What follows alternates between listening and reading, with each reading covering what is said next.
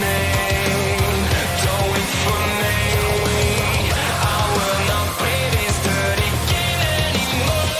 I never thought I'd go this far. Another day, another to score. I never thought I'd hurt so bad. I pray to God each day it's over now.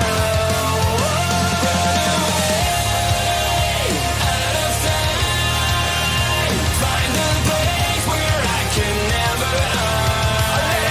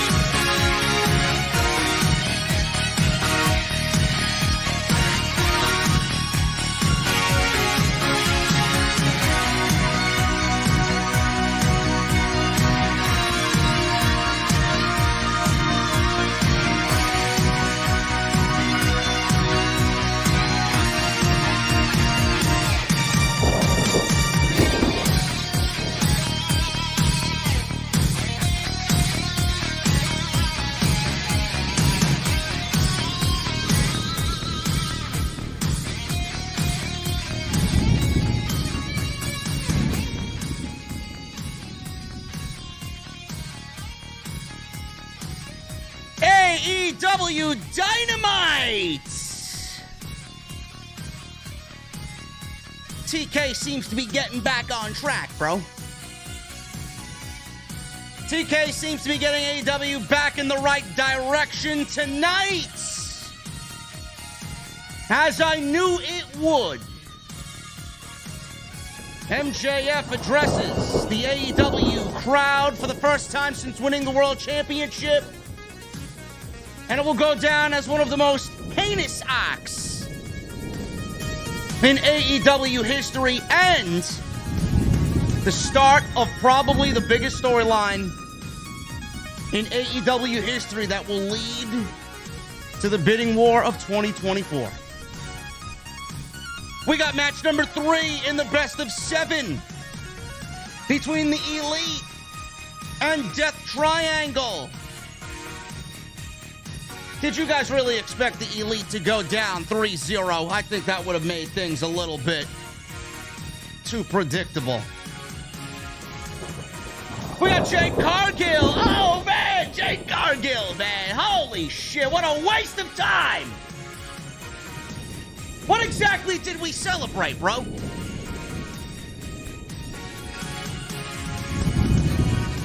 And no, Sasha Banks is not coming to AEW to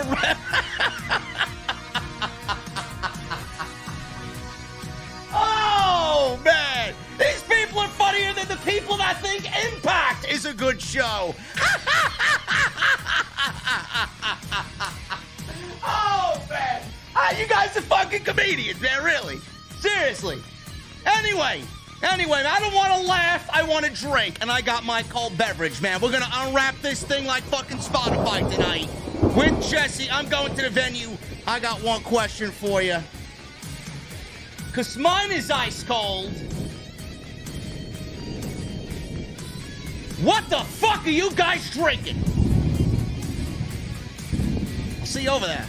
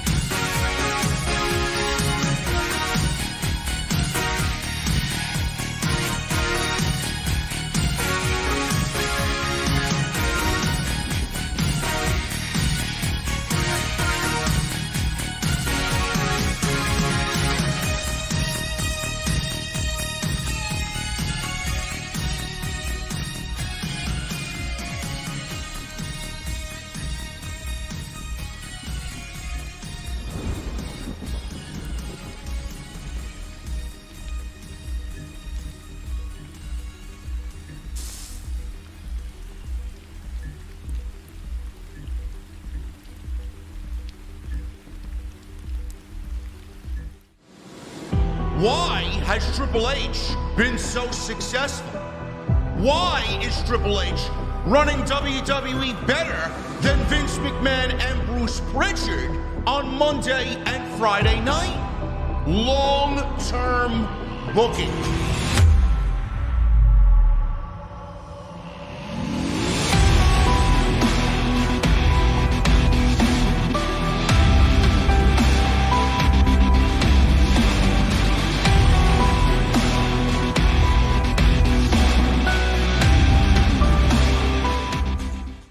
What is going on, guys? Thank you so very much for joining us right here on Off the Script. This is your AEW Dynamite post show for November 30th, 2022. I'm your host, JD from New York, as always, coming to you live from the OTS venue. Thank you guys so very much for joining us on your Wednesday evenings, wherever you may be. Jesse, it's the 25 days till Christmas, bro.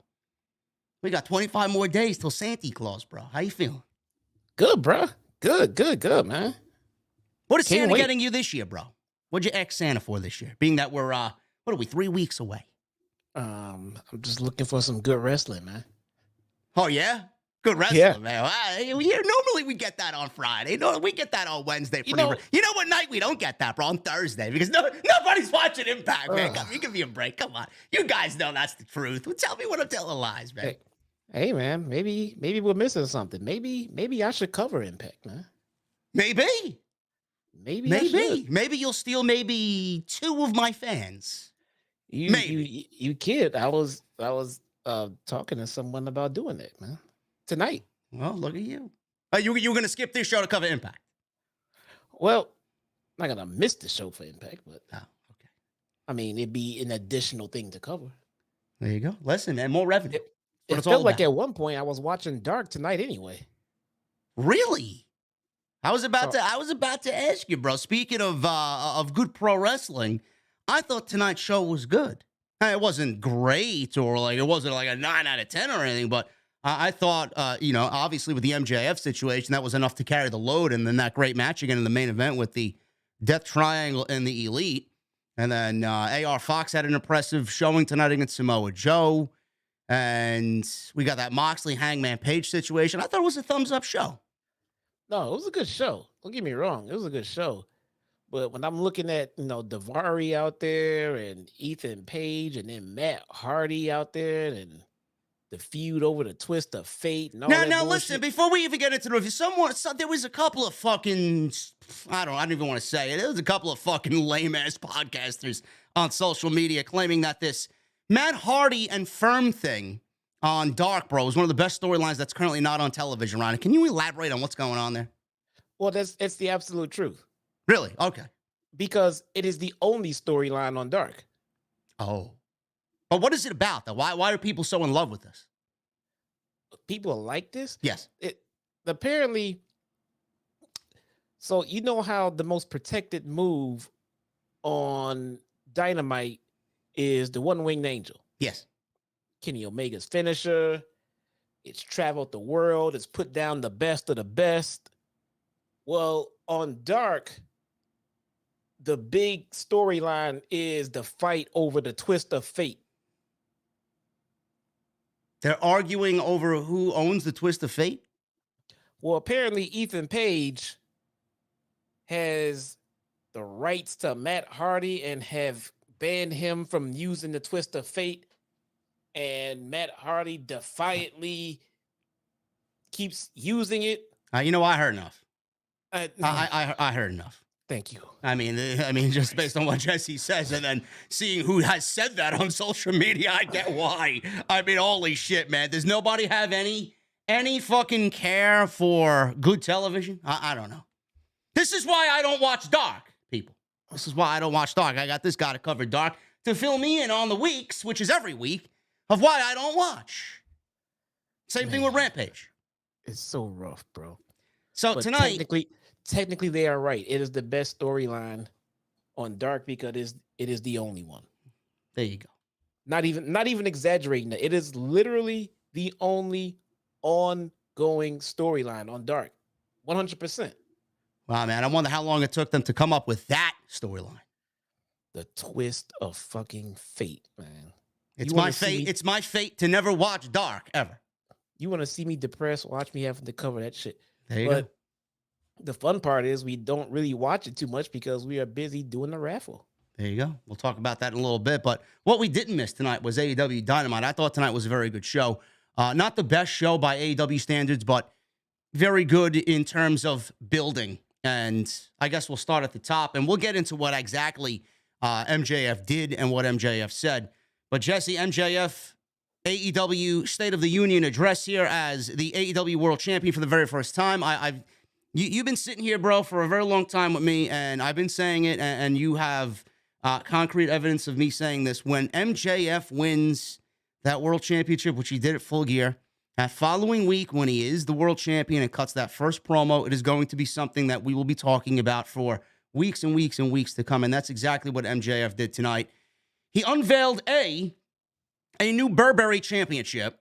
So he calls it the Triple B. We have a custom-made AEW World Championship for MJF, which is absolutely brilliant. And number 2, William Regal, who helped him win the World Championship, MJF Jesse, we have both wanted MJF to go back to the old MJF. Man, he is on his way there, plus some, back to the old MJF that we all fucking love, that goddamn Long Island prick. Tonight's segment was great, bro, and it kicked off, in my honest opinion. He's already alluded to it. He's been alluding to it. Now he's the world champion, and this is exactly where it's going to go. This is going to be the biggest storyline in AEW history when he takes that world championship into quote-unquote contract negotiations and the bidding war of 2024. This was tremendous shit by MJF. This was incredible stuff. It was back to MJF form, the way we wanted him. I mean, I could pick this segment apart with how they did with what they did with Regal. But at the end of the day, we got the MJF that we wanted. Yeah. I'm sure for whatever logistical reasons that exist, Regal's not going to be on TV for those reasons. Whatever they might be, that sucks. And we will talk about Regal. We'll talk about the news about William Regal. There's conflicting reports about what he's doing and where he's going to be. Is he going back to Hunter? Is he going to stay with AEW? We don't know yet. Yeah, it sucks. I mean, in a perfect world, we would get to keep him on TV, but it seems like this is the reason why there's, why the BCC is, crumbling apart and everything else. It looks like, I mean, it maybe is what it is. Maybe he has to take a step away. Maybe he has to do some things. I'm not sure, but it sucks because we need Regal on TV. But at the same time, I mean, if it's going to help MJF get over it, get even more over as a fucking asshole, then I'll take it. It's good shit. Yeah, we're going to talk about that in just a little bit, about what he did and what he said and how it all led up to what MJF did and the heinous act of attacking William Regal in the back of the head. Also, Jesse, we got a Dynamite Diamond Ring Battle Royal. Seemingly, it looks like we get one of these a year. MJF is still the holder. He's still in possession of the Dynamite Diamond Ring. He will not be competing in this Battle Royal next week. And there are a list of competitors in this thing. And Ricky Starks is one of them. And we will go over that as well, because it doesn't really make much sense for anybody but Ricky Starks to win this Battle Royal. I mean, just based on the ruling of what Tony Khan laid out, with the winner of the Battle Royal getting a shot at wrestling MJF for the Dynamite Diamond Ring. Jesse, we already talked about, the winner of this World Title Eliminator tournament that Ricky Starks won, where he's inevitably going to lose. He won a tournament to lose to MJF, because MJF is not losing ever. And now he's seemingly doing it with the Dynamite Diamond Ring. Why would he have anybody else win that Battle Royal, ultimately to just suffer a loss? You might as well just give it to Ricky Starks and have him wrestle for both the Dynamite Diamond Ring and the World Title in the same match. Do you understand that? And do you get why I feel like Ricky Starks needs to win this thing next week? No, I feel like there could be another logical winner to the Battle Royal that would make the Battle Royal a lot more interesting. And who would that be? That would be the American Dragon. You want to see you want to see Bryan Danielson win a Battle Royal to wrestle for a Dynamite Diamond Ring? He doesn't care about the Battle Royal. He doesn't care about the Diamond Ring. He wants the opportunity to get in the ring with MJF to get back at what he did to Regal. So he's going to come back, insert himself into that fucking Rumble, and get himself into a match with MJF. So Bryan Danielson needs to win a Battle Royal to get to MJF. He's Bryan Danielson. Why doesn't he just go ex-Tony Khan for a one-on-one match after what he did to William Regal? Well, I mean, are we just going to jump over all kayfabe? He needs a way to get to MJF. MJF just said he doesn't want to fucking fight unless he wants to fucking fight once in the fucking blue moon. All right, you may have a point. You may have a point. Match. You may have a point. I could see that. He can come out and attack MJF all he wants, and if he shows up that week and everything. But if he wants a guaranteed time in the ring to kick his ass, you got to earn it. The fastest path right now is winning that Rumble. I could see that. You do make a good point on that. We'll cross that bridge when we get there next week, but that was also announced tonight. Bryan Danielson, speaking of which, he had a great match with Dax Harwood tonight. Dax is really, he's getting those last-minute ballots in there for possible Wrestler of the Year. If he's not on your list, at least for consideration, you're doing something fucking wrong. Tremendous match there with Dax and Bryan. Really expecting a hard-hitting match, and that's exactly what we got. Samoa Joe and AR Fox making his official AEW Dynamite debut, being that Tony Khan did today announce him as All Elite. He had a great showing against Samoa Joe. We got a nice little vignette of Will Hobbs documenting the book of Hobbs and who Will Hobbs is. I think that's a great start to getting him back on television and really getting fans behind him. We'll talk about that. And there was a lot to go on. There was a lot to go on this show in 2 hours. And then we got the Elite. AR Fox is getting online backlash. For what? For being there. For being on Dynamite. Why are guys like AR Fox and Ari Daivari on TV and guys like Miro are not? Listen, man. Miro is also trending. I mean, people are really pissed that we're getting Jeff Jarrett on Friday, AR Fox on Wednesday, but all we want is Miro. Listen, you're gonna get me started because that was definitely in one of the things I put in my list of things to talk about. Jeff Jarrett is wrestling on Rampage. Might as well fucking be Dark. Same thing. Rampage. Yeah, it's the same thing. Wrestling on. Why is Jeff Jarrett on Rampage? I don't get. Why is he? This is his third match in AEW. Why? Why? There's 3 more matches than Miro has had all year. Why wasn't the House of Black anywhere on this show? I don't get it. I mean, you need a solid foundation of fucking people, and the solid foundation of people that he needs on the show are not on the show. Look at this. Look, Mr. The cake says AR Fox deserves this. Better than Miro. AR Fox is better than Miro? Better than everyone in the House of Black. We need AR Fox on TV. Not on Rampage, on Dynamite. No, we don't need AR Fox on TV over Miro. Get the fuck out of here, man. There's a lot to talk about. We're going to get into all that. I want to thank you guys very much for joining us on tonight's show, man. AEW Dynamite on Off the Script. Couple of things, man. You got 1 week. You guys got 1 week to go get your t-shirts, man. Lucharillas.com. Go get yours today, 1 week, and then it is gone. You will never be able to get this exclusive OTS merchandise ever again. Lucharillas.com. Type in the search, Off the Script, boom, right there. Go pick yourself one up today. Exclusive limited time merch. At the end of this week, it is gone. So make sure you guys go pick that up for me. I would really, really appreciate that. And Lucharillas have done a fine job at getting that design out to you guys. Lucharillas.com.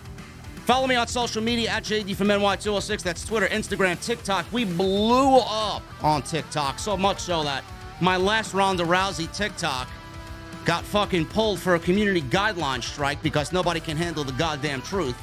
I wonder if it was the E themselves or maybe Ronda herself. I don't know, but there's a bunch of butthurt people out there that can't handle the truth. I'm trying to get that back. They said the content was restored, but it is not, so... What is the broken guideline? What happened? What guideline did you not? I don't know. Apparently, truth is a guideline. I don't know. I mean, what exactly? I mean, what was the guideline? What exactly? They said it was. They said it was harassment and cyberbullying. Oh. I harassed Ronda Rousey, bro. She harasses us every time she gets on the fucking TV, man. There you go. I didn't say it. But anyway, we did over 1,400 new followers on TikTok. We did close to 150,000 views in the last 2 days, man. You guys are crazy. Thank you so much for all your support on TikTok. And follow me all over social media. Links are down below in the description. Super chats are open. Get them on in. We'll hang out at the end of the show with our cold beverages. Likes, I'm going to need 1,000 minimum. Right here on the post show. Memberships, they're always open. Get them on in. Hit that join button. Become a channel member, a.k.a. a VIP right here on OTS. And Jesse, we got a raffle going on. Why don't you explain to everybody what this raffle is and what it's for, and then I will explain what you guys, because we got 5 of those raffles to give away, bro. What everybody in my chat needs to do to get an opportunity to win a brand new PlayStation 5. So, if you don't know, we have been holding a raffle for the month of November on my channel, and all donations in increments of $10 and up in increments of 10 gets you a entry into the raffle to win a PlayStation 5 that is coming up this Friday on my Rampage watch along. So we've all done the totals, we've done the numbers, we've added it all up, we fixed the wheel. It's good to go. We're spinning that wheel on Friday. But turns out we've had such generous donations from guys like Steven Vandelli that we are short 5 entries that were already purchased and paid for and given out to anyone who we deem necessary to. And we have 5 left. So I'm tossing them over to JD, and he's going to do with them what he will. And someone could very easily win a brand new PlayStation 5, 825 gigabytes disk drive this Friday. So what you guys got to do, I'm giving one away right now. You guys got 4 opportunities to get yourself a raffle. Nick Williams is getting a raffle ticket. He's automatically involved in the PlayStation 5 raffle. Anybody that donates and super chats $50 or more tonight will get a raffle towards the PlayStation 5 that Jesse's giving away on his channel. So make sure you guys go do that if you want an opportunity. But Nick Williams, he is a big VIP as of late, and he has supported the channel all through the month of November. He's getting a raffle tonight. So Nick Williams, make sure you guys watch Jesse's channel for the drawing of this PlayStation 5. But anybody that donates $50 via Super Chat, you guys get a raffle right here for Jesse's PlayStation 5. Get him. Anyway, let's get into the show, guys. We are going to start off at the top, which I thought was a great start to Dynamite, hot and heavy. Jon Moxley made his ring entrance, and Moxley was not in the mood. This was a follow-up to what happened last week with William Regal and Bryan Danielson. Mox is out there. He's in Indianapolis, says he grew up 90 miles from here. He said he used to wrestle in Indianapolis and named some landmarks. Mox said that AEW's ring belongs to him. He said there isn't a man who can outwork him or outbleed him or out-hustle him, out-fight him, or out-sweat him. He says he's at the top of the food chain. He said he does what he wants and says what he wants.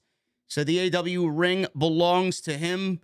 He said nobody in the locker room or within 100 miles has the balls to look him in the eyes and tell him any different. Now, I thought MJF's music was going to hit, and MJF was going to come out and confront Jon Moxley, especially with what happened with William Regal last week, but it was not MJF. It was Hangman Adam Page, and he stomps his way to the ring, and Excalibur was claiming that he was in Indianapolis. He was looking to get cleared, but the doctors did not clear Adam Page yet. But after what we saw tonight, he is all but cleared. And what? He's cleared. Yeah, he's definitely cleared. He says he's not sure if he's being cleared, but he definitely is. And Hangman stepped up to Moxley's face and stared at him. And this definitely caught Moxley by surprise. Mox asked, "Are you sure you want to do this after what happened last time?" And then he takes a brief pause and looks Page in the eyes again and says, "Do you even remember what happened last time?" That was it. That was it. I mean, that was the fucking fuse that was lit, and that Dynamite legitimately went off. Hangman punched him. They brawled at ringside. Officials ran out to separate them. They broke free a few times. Moxley actually slipped off the stage at one point, fell, popped back up, tackled Hangman. They were separated quite a few times here. And this was the way the opening of Dynamite started, and they did a hard cutoff, and then this would actually happen again later in the show, and we'll talk about that when we get to that specific point in the show. But I love this for 2 reasons, Jesse. Number one, this is obviously logical, booking by AEW. It wrote itself. Yes, it wrote itself. Yes, there's really nothing more to say outside that. I mean, Hangman got a concussion. He was knocked out. He had a world championship match that he never really finished. He wants revenge on Moxley for knocking him out. It's a beautiful thing. This is what AEW needs to do, or any wrestling promotion needs to do in this situation. Take what happened there, no matter how serious it may have looked, make it into a story. This is great stuff, and I think they're going to put on a banger of a match whenever they get back in the ring. Secondly, I like the way, Jesse, that this led to Moxley being escorted out of the arena and asked to leave the building, because what this did was let MJF do what he did to William Regal, because Jon Moxley wasn't there, And then Bryan Danielson, who wrestled in the opening match against Dax, he got beat up so badly. He was in the trans room. It made MJF and the attack on William Regal that much better because of all the things happening with the Blackpool Combat Club, and he's seen that opening to do what he did to Regal. I really like this segment, and I'm excited for another match with Hangman and Moxley. I thought what they did in the past has been great, and I'm looking forward to it. Yeah. I mean, this is, so the ending to the last match was unfortunate. It really was. But again, this is a natural progression of things. If Hangman is good to go and come back, and clearly he is. I mean, if you were injured by someone and you came back, you want to go after them no matter what. Still champion, not champion, you don't give a shit. You want them. So Hangman's back, put him in the ring with Mox. It's fantastic. Now, I did think that Mox was going to go away and take a break. Yeah. So I guess that's not necessarily the case just yet. So we shall see. Maybe he wants to clean up this Hangman thing before he takes his break. Maybe he's not taking that break. His wife just got hired and just got put on the road with him. So maybe now he's not taking that break, because if he takes a break and Renee just got hired, she's going to be on the road. Maybe he wants to stay on the road. Who knows? That's a good point. I mean, she just joined the company not too long ago. So, they need her, and I think she's been a valuable aspect and asset to the show. So I think you may be right. Moxley's, he's just a hardworking guy. He is the face of the company. He doesn't want to be away. Even though if he does want to go away, A, it's deserved, and B, I think they'll be able to survive without Moxley for about 4 or 5 weeks. It's not that big of a deal to have him, go back and refuel and recharge his batteries. But, this is a great start for a feud that doesn't involve a world championship. And it gives Adam Page something serious to do while also keeping him away from MJF right now, which is also going to be one of those guys that MJF is going to eventually have to encounter. I think this is a great move all around to keep these guys busy and away from MJF. It is. And I think the most important thing here for this feud with Moxley is for Hangman to get some of that heat back. Yeah. He's lost a lot of it, a lot of his momentum. And I think Moxley can play heel, he can play babyface, he can play tweener. I think Mox can get him back where he needs to be. And yeah, I would love to see a Hangman MJF run for the title. We got 2 raffles.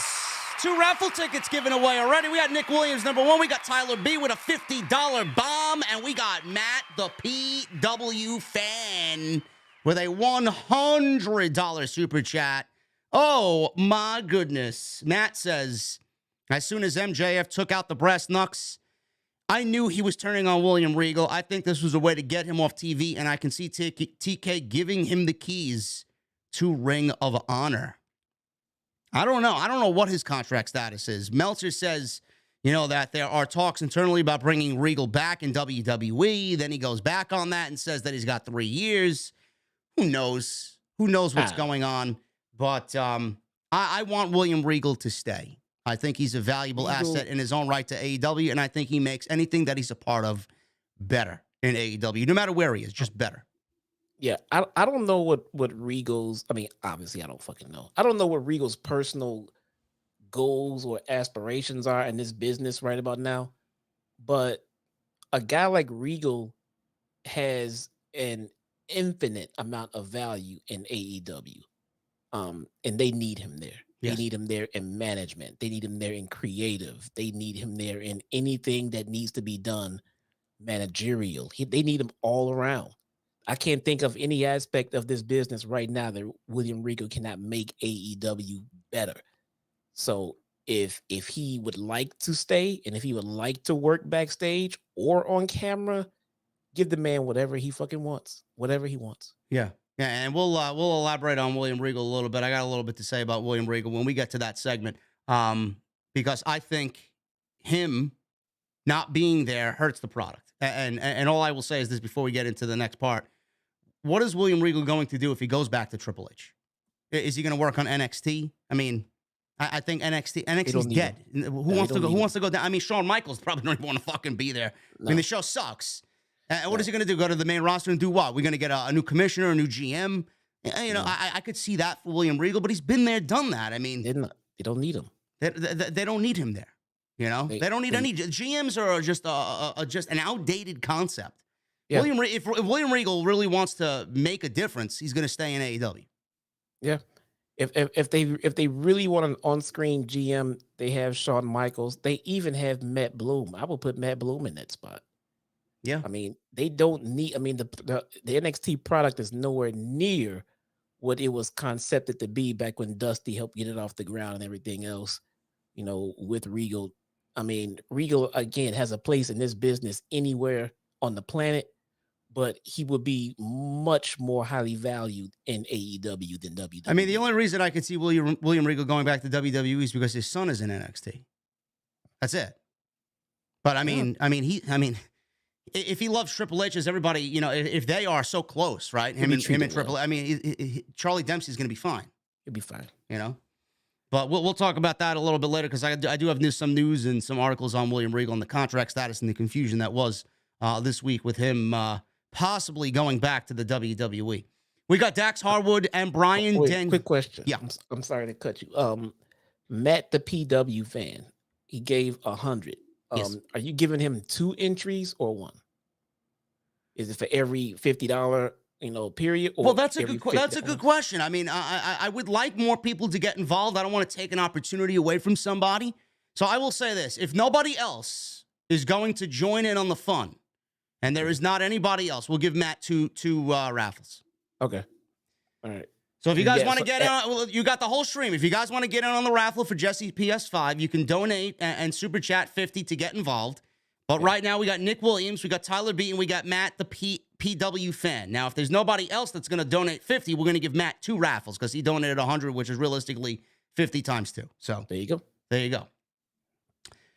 Bryan Danielson and Dax Harwood. I was looking forward to this match. I mean, it doesn't really have a story. There's no feud or anything that's going on here. It's just 2 beast pro wrestlers going out there. 2 guys who love pro wrestling, given the time to pro wrestle. Sometimes I like a good story. Sometimes I just want to see 2 fucking guys wrestle. And this is exactly what this was. So, first time ever, believe it or not, first time ever that these 2 guys were in the ring together. I found that very hard to believe. That was great. Yeah. So we got... one-on-one. One-on-one, yes. One-on-one. So we got... I'm going to pick it up right after the commercial break. Danielson did a tope through the ropes, sent Harwood right into the front row, over the barricade in front of the fans. And then Harwood hit a suplex into the crowd on Danielson, and we go to a commercial break. Danielson broke the count, and Harwood stayed on the attack with some strikes and some German suplexes. He went for the top rope, thought otherwise. Series of reversals led to a pile driver on Bryan Danielson. Don't know why we're doing pile drivers on Bryan Danielson, but here we are. Dax, I'm not saying is unsafe or anything, but I always get it looked clean, it looked great. It's just me. I always get a little queasy when I look at Bryan Danielson in a pile driver or a fucking headbutt or dropping him on his head. And we got another $100 super chat. Oh. Antonio Munoz Jr. with a $100 super chat. Oh, my goodness. Thank you, fellas. Oh, my Ricochet versus Santos Escobar. Reminds me of Prince Puma and King Cuerno from Lucha Underground. Can't wait. And Antonio, I would not be surprised at all if Triple H booked that match for that very reason. I love it. Triple H is a man of class, man. And he is booking that match on Friday. I'm very much looking forward to that. And I expect Ricochet to get the one-on-one match against Gunther for the Intercontinental Championship. So Antonio, Matt the PW fan, Tyler B, and Nick Williams. One more. We need one more. And then we have all 5 slots filled for the PlayStation 5. So thank you guys very much, man. I'm glad. First of all, I'm glad to see people interested in the PlayStation 5. And I'm also sad that people still can't get a PlayStation 5 nowadays. So this is your opportunity. You cannot. And how awesome would it be? You know, there are people who've been farming and grinding and donating and helping out the growth of my channel, and it's greatly appreciated. But how salty would they be if you won one stinking ticket? Yeah. One ticket and got in and won. There you go. Who knows? Who knows? So we got that perfect looking pile driver by Dax Harwood for a 2 count. He missed a top rope headbutt A moment later, Danielson hit his signature running knee off the apron to the floor. Harwood went for a superplex, but Danielson crotched him. Anvil elbows, back suplex. Harwood rolled through. Danielson, he was doing the same thing, and then they went for a pinning combination 2 count. Both men rolled to their knees, started headbutting each other before both started basically no-selling lariats here, and they both started to really get a little wobbly in the legs. Each tried for a big shot, and both collapsed simultaneously. Harwood blocked a home run kick there by Bryan Danielson, tried his slingshot powerbomb, but Danielson rolled through into a high kick. Danielson hit his signature kicks, went for the Busaiku knee. Harwood countered into his slingshot powerbomb, and then into a sharpshooter. They did a bunch of inside cradle counters, and Danielson got in the label lock, and eventually Harwood tapped, and that was basically it. Harwood then faked not shaking Danielson's hand post-match as Danielson was giving him a round of applause and asking the crowd to give him a standing ovation, but he was just kidding, and they ended up showing a mutual sign of respect. Excellent stuff here. I say this, and I say this in all sincerity. I've been saying this all year, and we got Nick Williams donate. I mean, brother, listen, you don't have to donate $100, man. You already got a fucking ticket. Holy shit. Nick Williams with a $100 super chat. Bro, he deserves Wow, that is a very generous thing of you, JD and Jesse. Thank you. I was playing Final Fantasy 14 when I heard my name. I look forward to Bryan, MJF, and their feud. Yes, brother, we will talk about that a little bit later. But Nick Williams, thank you so much, brother. You got yourself a PlayStation 5 raffle ticket. And like I was saying, Jesse, I've been saying this for basically all the year. If you don't have Dax Harwood at least in consideration for Pro Wrestler of the Year at the end of the year, I don't know what the fuck you're doing, man. He has been fantastic. Yes, I'd like to see FTR on television more in a tag team capacity, and their contracts are actually up in April of 2023, which was revealed today in an interview with Sapp, I believe.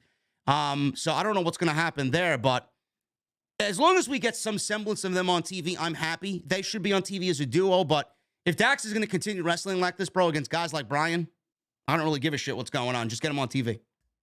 Yeah, you know what? This match had literally no reason to be on whatsoever. No. Except to help Dax keep building for that Wrestler of the Year title at the end of the year. Yeah.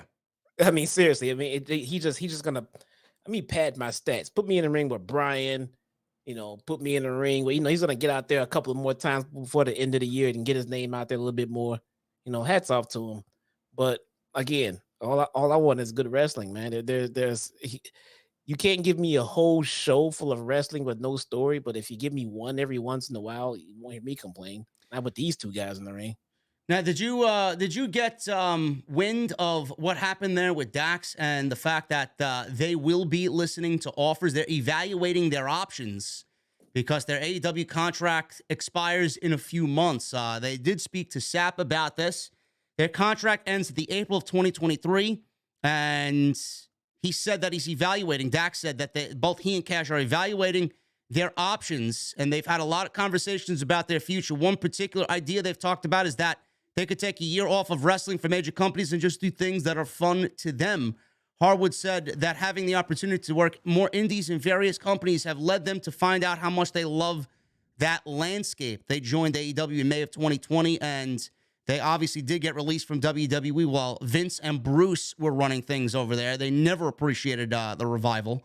And right now they currently hold the AAA World Tag Team titles, the IWGP Tag Team titles, and the Ring of Honor Tag Team Championships. Jesse, what's going to happen with FTR? Do you see them staying? Do you see them doing the indies for a little bit? I mean, anywhere they go, they're going to be a valuable asset, and anybody's going to be lucky to have their services, no question. Yeah, so this is one of those rare instances where these guys can stay, and it wouldn't be a terrible move. They could go back to WWE, and it really wouldn't be a terrible move. No. They are in need of tag teams to help the Usos out over there. Triple H will treat them very well. So it would not be a terrible decision to go back to the E. Now, for me, it feels like staying a free agent and traveling the indies and doing what they want to do for a year. For me, that just sounds like they're just staying in AEW, because if they're free agents and they're going to travel around, they're going to wind up on AEW I don't know how many times over the course of the next year. Yeah. They can't do that in WWE. They can't just float back and forth between Japan and here or wherever they want to go.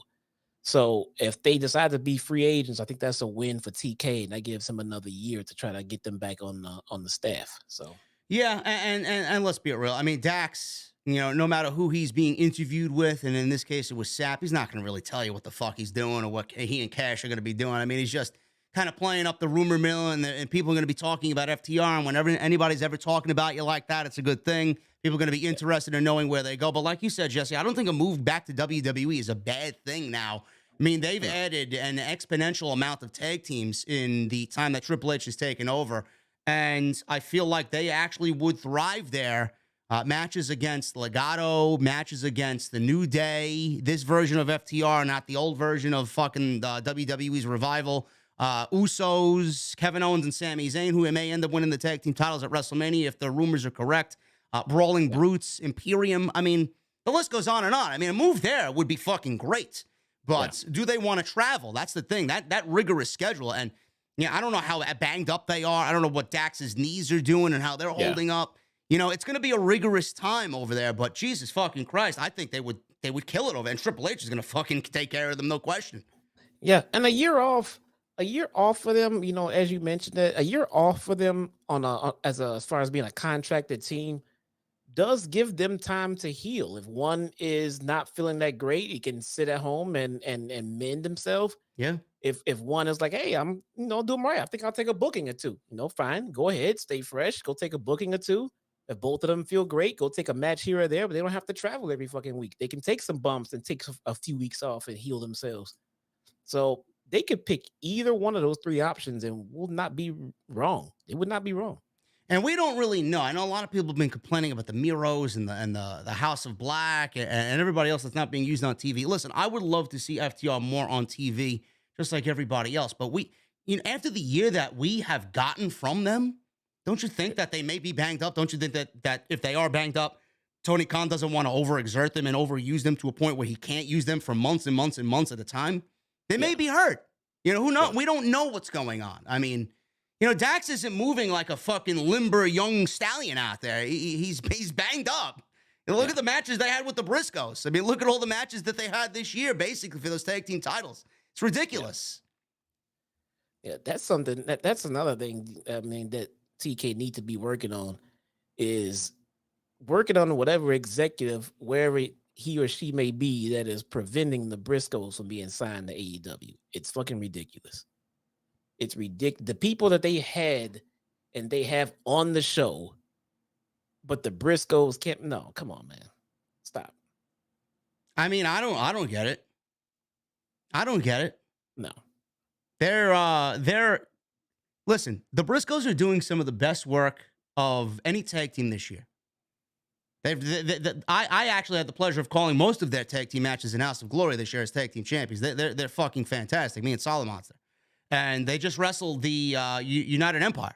They wrestled the Aussie Open at the last show. Fucking great match. So I don't know why. I mean, if FTR is going to be taking a little hiatus, I don't know who the fuck Tony Khan's got to talk to, but there's no better team to replace a missing FTR on your roster than with the Briscoes. I mean, no. The fuck you want? Why do you want to pigeonhole them to Ring of Honor? They've worked their asses off, on the indies their whole career. They've made a huge name for themselves for a team that's never been on a major promotion in the States. And AEW is their opportunity to become known in more households. And they're being held back for something that was done a long time ago, apologized for, moved on for, never done again. It needs to stop, man. It needs to stop.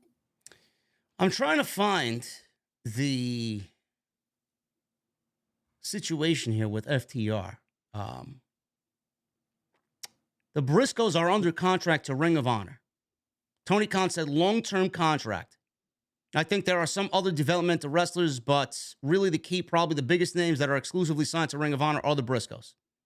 So if the Briscoes are signed to ROH and the TV deal that TK is looking for will presumably be with Warner Media, why can't we have them on AEW? Khan did not clarify whether this meant the Briscoes would be appearing on AEW programming as well. It was reported earlier in the year that the Warner Brothers Discovery upper bigwig suits and ties were very weary of AEW signing Jay and Mark Briscoe due to past homophobic remarks Jay had made years ago, 13 years ago to be exact, as if nobody can fucking change over 13 years. It's unclear if this signing means Warner Brother Media has softened its stance on the Briscoes. I know Tony Khan mentioned something along the lines past this interview, a little bit more recent. I believe he did say, and somebody can correct me if I'm wrong, that he has tried to get the Briscoes on AEW TV, but Warner won't have it, and he needs to keep them happy, bro, because the negotiations are going to be beginning next year for AEW and their programming on Warner Media. So you don't want to fucking ruffle the hand that, or the bird's nest. You don't want to bite the hand that feeds you there by doing something that they don't agree with. So he may have tried, but there's nothing he can do. No, I agree. I agree. If it's a no, it's a no. I'm not saying, jump over or go over their heads. But I mean, again, ask again. Tell them, hey, this is money right here. The fans want these guys. These are money feuds. These are money matches. Yeah. That shit is old. It's not just that it's old. It's not that, because it's old, forget about it. They have apologized. They have grown. They have matured. These are family men. They don't act like that. They don't say those things anymore. They apologize for it. It's time to forgive and move on. Do you realize that Austin Theory got called out in the speaking out movement, and he was blasted in that whole campaign that went viral on social media when it happened? And people seem to have fucking forgotten about that. Obviously, Velveteen Dream was in that, and a bunch of other guys. I don't know who else was involved in that, but Austin Theory was one of the bigger names on the WWE roster now, anyway. Then he wasn't, but now that was listed in that that campaign, and he's the United States champion, and he's one of the biggest breakout guys on WWE television this year, and he's in the top spot. So if he can overcome that, and he's on TV in the top spot, I mean, look at the shit Matt Riddle's been through. Oh, God. Look at the shit Matt Riddle's been through, and he's been on WWE TV all year, never missed a fucking thing. They seem to sweep it under the rug, all the fucking court dates and the sexual allegations and all that shit with Candy Cartwright. And the Briscoes can't make it back to fucking television after 13 years? The fuck are we doing here? Yeah, I mean, come on, man. I mean, what was you probably know better than me, bro. What was Mike Tyson framed for? What was his fucking crimes back in the day? He wasn't framed for anything, man. I mean, whatever. You know what I mean. What was he convicted of? Mike Tyson served time for aggravated sexual assault. And it's not like it's an accusation. He was accused, he was convicted, and he served time for aggravated sexual battery. And he's welcomed on TV. Welcomed. 3 different times? 3 different times they brought in Iron Mike Tyson. And then Matt, the PW fan, said that J.D. McDonough was even called out. And J.D. McDonough is on NXT television every fucking week. He had a world championship match a few times with Braun Bray. What the fuck are we doing here, bro? I want to make it clear. I have no problem having Mike Tyson on television. I mean, what he did was done a long time ago. And flat out, if you ask me, and I think this is the fact, I don't think he's ever apologized for it. I don't think he really has to, because he served his time. Yeah. He was convicted. He served his time, and he has not gotten in trouble for that same thing again. He's moved on from it. He's become a better person. He is well accepted these days anywhere he goes, but yet the Briscoes can't get. I mean, come on, man. Now I'm not saying that they would, but you think Triple H would give a fuck about bringing in the Briscoes? He would have them instantly. You kidding me? Man, I don't get it, man. I don't fucking get it. I mean, it's the society we live in today, man. I mean, some people we forgive, some we don't. Some we like, some we don't. I mean, there's nothing legally that's stopping Warner Media from allowing the Briscoes on TV. It's just someone's personal preference. Yeah. That's it. Yeah. The Briscoes are not even famous enough for anyone to even know about something that they did 10 years ago. I mean, they're not signing Kanye West right about now in 2022. I mean, that is the most toxic fucking public figure on the planet right now. Nobody wants to fucking touch him. That I would understand. But we're not talking about somebody that nuclear, man. These are fucking pro wrestlers who said something on social media a long time ago, apologized for it, and have been very, very, very good at what they've been doing ever since. End it. Donald Stop Trump it. is in the WWE Hall of Fame. Just let that sink. Hall of Fame. Hall of Fame. There you go. I mean, give me a break. Jesus Christ. Led an insurrection against the country. What the fuck, man? He literally tried to overturn the government. Yeah, listen, I don't. I mean, I'm not a political guy. I don't really give a shit who did what who said what. But I mean, whatever, man. It is what it is. What's the standards, people? Just keep them on the same level. I mean, come on, man. What? Shivani interviewed Ricky Starks. He said he's entering himself in the battle royale for the Dynamite Diamond Ring and said he's going to make a judgment call right now. He said he will win it because he's coming for MJF, his title, his ring, and his spot. He says he is absolute Ricky Starks for a reason. I don't know, man. I like your idea of Bryan being in that. I could see him winning that battle royal. But if nothing else, it makes it a lot less predictable and more interesting. Yeah. So even if Starks does go on and win, if Bryan's in it, I'm gonna look at it and say, "Fucking Bryan's gonna win that." Yeah. But we'll see. It should be an interesting battle royal. I know AEW had a graphic of a few people. Seen Dalton Castle in there. A couple of usual suspects there on AEW television going to be in this thing. I don't know how many men, maybe 20 men. I'm not a big fan of battle royals, but it is what it is. Anybody that gets the opportunity to wrestle MJF, they're not beating MJF. So I think we are pretty confident in that. MJF's going to be a champion for a very long time. Renee Paquette. Go ahead. I'm sorry. So before we go any further, Nick Williams, is he getting a second entry for the? No. Okay, so we still have one more left. We have one more entry left for the PlayStation 5 that's being given away on Jesse's channel. Anybody that donates $50 or more via Super Chat is going to be entered into this thing. If not, by the end of the night, I am going to give Matt, the PW fan, 2 entries because he was the first one to donate $100. All right, all right. Renee Paquette interviewed Jake Hager, Daniel Garcia, Angelo Parker, Matt Menard on one side, and then Wheeler Yuta and Claudio Castagnoli on the right side. On the other side, Menard, he threw out some insults to the Blackpool Combat Club, and Renee called for some decorum here, and they were very rowdy. Renee asked Claudio about facing Chris Jericho at the Ring of Honor pay-per-view, which, by the way, is on December 10th at 4 p.m. in the afternoon. Because it's the same day, because NXT are a bunch of petty pricks. They're running Deadline at the same, or on the same day at 8 p.m. that night. Ring of Honor, not that before this honor, Final Battle will be taking place at 4 p.m. on December 10th. I'm not watching either one of those. I don't know. I have drinks planned with a very good friend of mine and his wife. So I don't know what I'm doing. I may not even fucking cover it, to be honest with you. I'm not watching either one, man. I made plans for that night anyway. There you go. I don't know. I'll make it's going to be an executive decision if I cover the show. So Claudio's talking about Chris Jericho. Hager says he loves his new hat. They're really egging this fucking hat deal on with Jake Hager.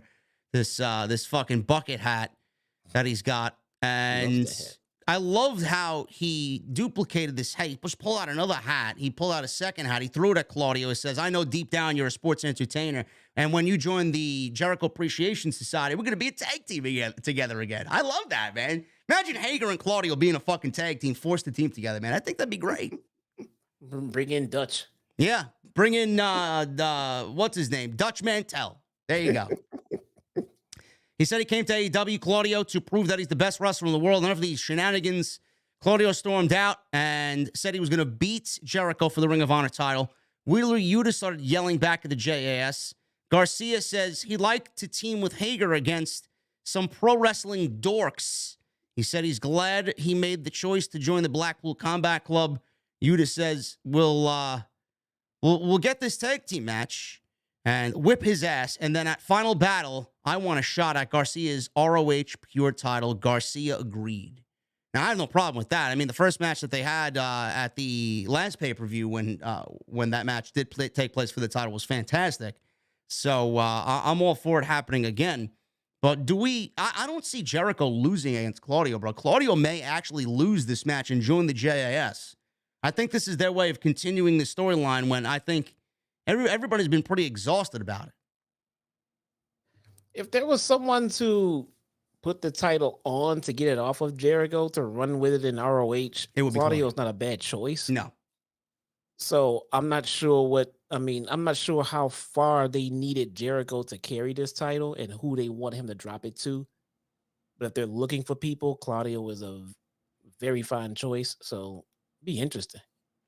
It's going to be very interesting. Jericho's done a fantastic job with that title. I just feel like if there is a TV deal imminent and we are going to get a Ring of Honor show on somewhere Warner, I think Jericho being the face of that company to set the tone like he did for AEW is probably the right choice.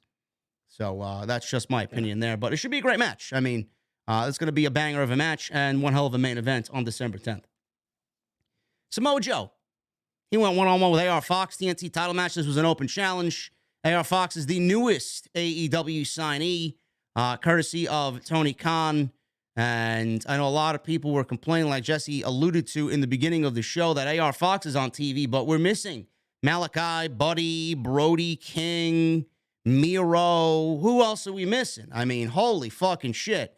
We got Ari Daivari on this show, but AR Fox, Jesse, gets a TNT title match in his first official day as being All Elite.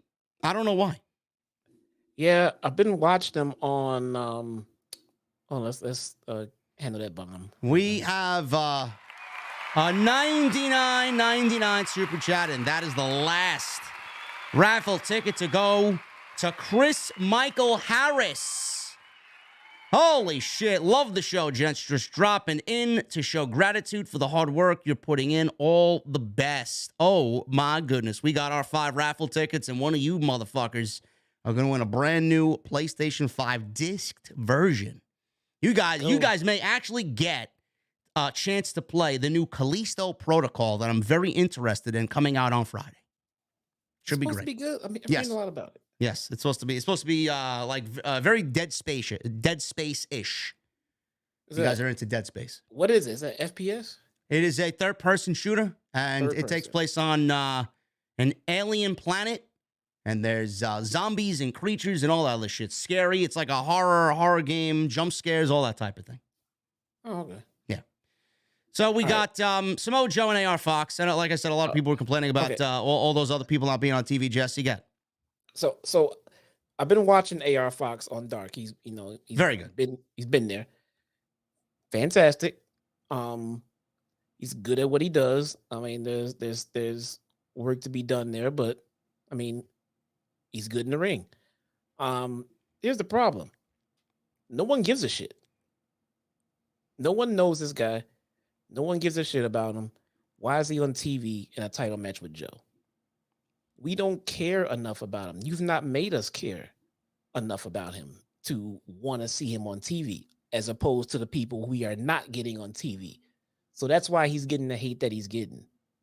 You know, it's nothing against him personally. I mean, he was fine for what we saw of him, but we're not invested in him. We want to see the guy who already, got invested in. Where's the House of Black? Where's Miro? I'm sorry, but if Miro's becoming a sore issue with a lot of the fans. So if he's unavailable or injured or not around, then you should make that public. I mean, otherwise, people are really growing to be a little bit upset as to why they're not getting him. This is one of the major criticisms about Tony Khan and the way he handles business sometimes. I mean, I get that he loves pro wrestling. I get that he wants to make everybody happy. He's catering to the core audience that he has.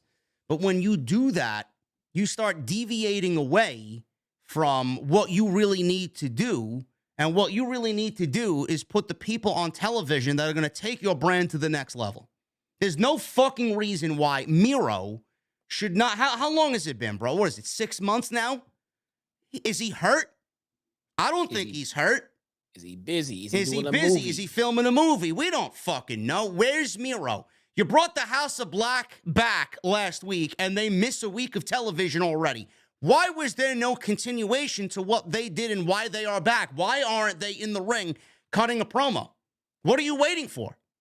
Why are we seeing Arya Daivari on fucking television? Why can't we give a match to Buddy Matthews on television? Why can't we give a match to Brody King on television? Why are these people missing from television? And why is AR Fox getting a championship match in his first night? I don't give a fuck if it's an open this or an open that.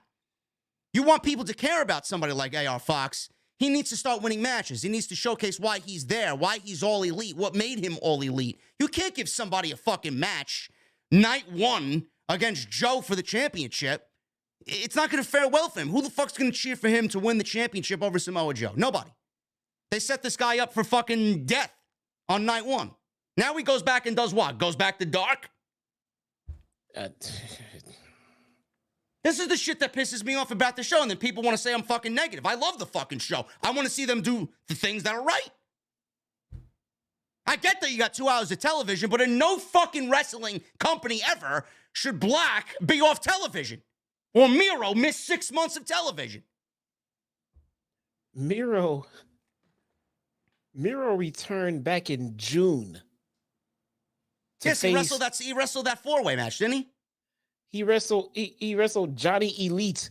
Remember that? Yes.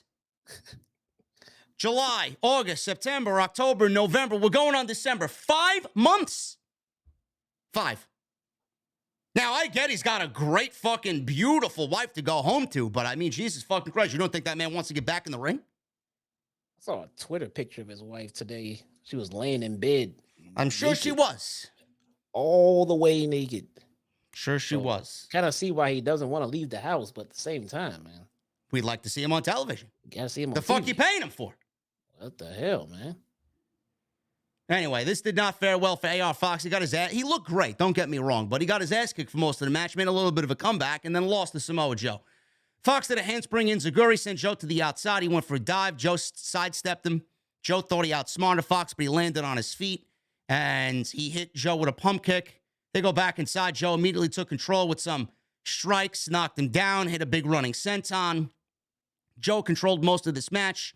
And Fox came out of the corner with a comeback with a leaping DDT. Fox hit a low cutter and then a top rope 450, which looked absolutely beautiful. He went back up top again. Joe sidestepped a somersault dive and launched Fox with a pounce into the ropes. And then he puts him on the top rope. Muscle buster, 1, 2, 3. And that was basically it. I mean, AR Fox is all elite. You want to present him in the right way, and you throw him out there, and 95% of the match is Samoa Joe getting offense on AR Fox. How is that a good showing for AR Fox? I mean, in what he did, he looked good, but anybody that's watching that, a casual viewer watching that, even the fucking AEW casuals that are watching that, the hardcores that are watching that, they're going to look at AR Fox, Jesse, and think one thing and one thing only: this guy's a loser. Yeah. No one's invested into him yet. You told us nothing about him. You just throw him out there and put him out there and said, "Here's AR Fox," and we've all said, "Okay, who's this guy? You know, why do we care about him? Yeah, tell us, make us care about him." You just threw him out there, and no one gives a shit. Wardlow, he showed up on the screen. Joe held a microphone after the match, said this is a new glorious era, because I'm the one true king of television, because he holds the TNT title, and then he owns the Ring of Honor television title. Wardlow appeared on the big screen and said, "King of TV is almost as good as the last nickname he came up with for our tag team, Warjo." So he rolled his eyes, thought it was lame. He said he hopes Joe enjoys the TNT title reign while he can, because he's coming back for it. He said, "It's Wardlow's world." Joe was angry, held up both titles, and that was it. So Joe, he turned heel, right? He won the championship. And did he really give us a reason why he had a change in his attitude, Jesse? Or am I missing something here? Did Joe give us an explanation as to why he had this change of heart on Wardlow? Did not. He did not. So it's in my notes here. Did not. So what am I watching here, bro? I love Samoa Joe. I mean, I don't know if you don't like Samoa Joe, I don't know what the fuck your problem is. I'm interested in a Wardlow and Samoa Joe match. And I'd like for Wardlow to be a little bit more prominent on the fucking television show. That's another guy. At least he was on TV tonight. That needs to be built around for this show to get to the next level. That's the guy we want to see. But if Joe has not explained why he has this change of attitude, the fuck are we doing here? I still don't know why this is happening. I just want an explanation. No clue. No clue. No clue, man. I don't know. Maybe I'm being a little too hard on AEW. Listen, man, I just want the simple things. Why is that so difficult to fucking answer? The one thing, listen, I'm not a creative. I'm a creative guy. I don't write for a fucking wrestling company, but I know this much. If you're writing a fucking television show and you want me to give a fuck about what the fuck I'm watching, you need to answer this simple question in the creative meeting. Why? Why is this match happening? Why are the fans going to care? Why is this match being made? Goes a long way. I guess nobody's asking TK, bro, why? Why? Why? Simple. Ridiculous. Powerhouse Hobbs, he's walking the streets of Oakland. Hobbs narrated and says he walks up and down the streets that he's been bullied and beaten up in his younger age, but this made him tougher. He walked past some guys, shot them looks, backed off, and he says he's taking what belongs to him. I thought this was produced great. I thought this was, I thought the guys, the hooligans that they had playing, I guess some gambling games, dice. They were playing some dice in the streets and gambling in the streets for some money. I thought what they did was great. I mean, this came off. What I'm trying to say is this came off very genuine, Jesse. I really liked the feel of this, the look of this, and I'm excited to see where Will Hobbs goes with this because he needs a backstory. We need a reason to care. So you take the why I just mentioned, we're applying it to Will Hobbs, and now we're on the right track. I'm very excited to see where this goes. I am too. I'm all about Hobbs, man. I'm interested to see what they do with him. But at the same time, I kind of want them to hurry up and just do something with him. Yeah. So let's see. Let's see. I mean, I don't want them to push too hard or too fast at the same time. So I'd rather just for Hobbs, I'm willing to be patient because I know there's some progression that needs to be made. So yeah. I can be patient with Hobbs. And we got the biggest thing that happened on the entire show coming up next. We got William Regal. William Regal's out there. He makes his way out to the ring. We see this big podium that's basically covered with this huge cloth. And he's standing in there, and he introduces MJF. So MJF and William Regal came out to a very sinister theme music to kind of play up his villain role on television now. Crowd was booing him, and Regal took the microphone. Music stops. Boos in Indianapolis. Regal then introduced MJF as Maxwell Jacob Friedman, and he comes out with the AEW Championship belt. Cheers for MJF as he walked out because everybody loves MJF. He's a badass. MJF hugged Regal and then told the hillbilly fans to shut up. He says he was about to explain how he and Regal came to be aligned, and the fans immediately chanted, "Shut the fuck up." MJF said, how uncouth of the fans in Indianapolis. MJF said Regal sent him an email after the firm attacked him before the pay-per-view. He read it to the crowd. Regal says he became weak, but he could help him become the greatest villain of all time.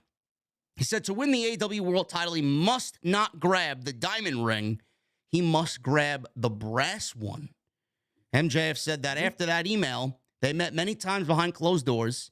He called William Regal a genius. He says he listened to his advice. He says he didn't want him to just beat Mox, but leave him with an emotional scar so he could remember the day he was outsmarted by MJF. He then talked about the firm. He said people want to know what he's going to do about them. He said, I kind of respect the firm. He says they sensed weakness in him. They smelled blood and attacked. He said, even if he harbored resentment, does he seem like the type of person to chase someone down? MJF, man. Anyway, he said that he would take effort, and effort is for poor people like the fans in Indianapolis. I'm above that. He said when he became the AEW champion, he vowed to make change. Out with the old, in with the new. He says he wants to gag when he looks at the current AEW World Championship. He says it desperately needs an upgrade. He says it's tacky and lacks class, and to make matters worse, it reminds me of all the people who held it before me. He says they were all talented, but none of them were on his level. He said that is specifically why that version of the title is garbage, and he threw it over the top rope onto the fucking floor on the outside. He disgraced the AEW Championship and everybody that's held the title before him. So he had Regal unveil a new championship. It was similar to what he was previously wearing, but a little bit more glammed up, as the title strap was Burberry-esque. It was the same color and design of his signature scarf. Jesse, what'd you think of that title, bro? I thought it was fucking beautiful looking. Love it. I was a little worried when they debuted a new title. Yeah. Because I'm like, dude, the company has been in existence for a little over 3 years. And you're already gonna redesign the world title. Come on, give it time to marinate. Nope. The design of the title is intact. This is MJF's custom title. He's the first one with a custom AEW title, world title. I love it. It's fantastic. A lot of people are gonna say, "Oh, it sucks. It's lame. Why would you do that?" Blah blah blah. I mean, I don't know where you guys have been in the annals of pro wrestling history, but this all goes in line with everybody that MJF has compared himself to. The Rock had his own title. Stone Cold had his own title. John Cena had his own title. These are generational talents, bro. MJF is just following the lineage of generational talents. He's got his own fucking championship belt. And additionally, it's going to make him a bigger prick than he already is, because he's carrying around a title that is specifically tailored to him, and he's disgraced the old championship. What is there not to like about this? At least his title holds the essence of the AEW design. Yes. I mean, Austin's title was a goddamn smoking skull. I mean, that was a fucking sexy title, though, bro. Yeah. The Rock's title was a Brahma Bull, although that title never got to materialize on TV. I didn't like that. That should have made it to John TV. Cena had his silly spinner belt. They gave Edge a spinner title with his logo in the middle, which was fucking lame. The most hated title in wrestling history, the spinner. Yeah. It was hated so much, the title was heel. Like, if you get that title, I mean, people hated you for it. Yeah. The title got over, it was so bad, but this one is the same design of the company title. It's just made for MJF. And then I like it. Shivani said this was one of the worst things he'd ever seen, and said MJF has disgraced the AEW Championship. Shivani was pissed. He called, MJF called this the Big Burberry Belt, Triple B, he's calling it. He took digs at fake tough guys like Eddie Kingston. And this is what we're going to get into this again, because Jesse and I legitimately talked about this last week. He took digs at fake tough guys like Eddie Kingston. Fans chanted Eddie. He said they can chant his name all they want. He will never be a world champion. He called Starks a fake tough guy. Also, he said he's a fake star. He said Danielson is a fake wrestler and the most mid of the mids. No offense, but in comparison to me, Bryan Danielson couldn't wrestle his way out of a paper bag. He looked at Regal, who was very upset at that comment because he loves Bryan. Some people just cannot be helped. Regal looked very uncomfortable there. MJF says he has a message for everyone on his show and in his locker room and on his roster. Says as long as he's in the company, they will never know what it is to feel on top. He says he will remain champion until the bidding war of 2024. He says he will use the belt, which he called Triple B, as a bargaining chip to get the biggest money contract in the history of the business. He says he will make more money in a day than anybody in Indianapolis, any of the worthless hicks that will dwell in Indianapolis in their entire lives. He says he's praying to God that the right con antes up, and I'm not talking about Tony, but I'm talking about my boy, jolly old Saint Nick, and my other boy, Trips. I mean, I'll talk about that in a second, too. We got a lot to talk about. He approached Regal and says he's not even sure if a wrestling company wins the bidding war. He's getting sick and tired of looking at all these grotesque wrestling fans every week. So maybe Hollywood wins, and it's not AEW, and it's not WWE. He then says that the fans were over the moon when he won the title. Some fans were over the moon when he won the title. He said that's fantastic, but he has a feeling that their happiness will soon turn to resentment. He says they are fickle fans, and soon they will say he's boring and he just talks and never wrestles and constantly makes his opponents jump through hoops to get a title shot against him. He said they will keep tuning in to see someone take Triple B off of him. He said Triple B will be defended very rarely. He said he will wrestle very rarely because he's a special attraction. Roman Reigns. He said in order for the disgusting pores to see him defend his title 9 times out of 10 times, they'll have to reach into their pockets and spend some of what little money they have and buy a pay-per-view in hopes of seeing someone dethrone him for Big B or Triple B. He said he'll make the reigns of Hulk Hogan, JBL, and Jeff Jarrett seem short and sweet. He said his reign will make Bruno Sammartino roll in his shitty little grave. And he said he is the world champion. We are living in the MJF era, and the reign of terror has just begun. So we got more shut the fuck up chants. We got boring chants. He said without him and the brass knuckles, as he looks over to William Regal, he was wearing at Full Gear, none of this was possible. He said everyone respects him because he has given his blood, sweat, and tears for this business for 40 years. He said that's why he wanted to say from the bottom of his heart, and at this point, he hit Regal in the back of the head and knocked him out. He hits the floor face down.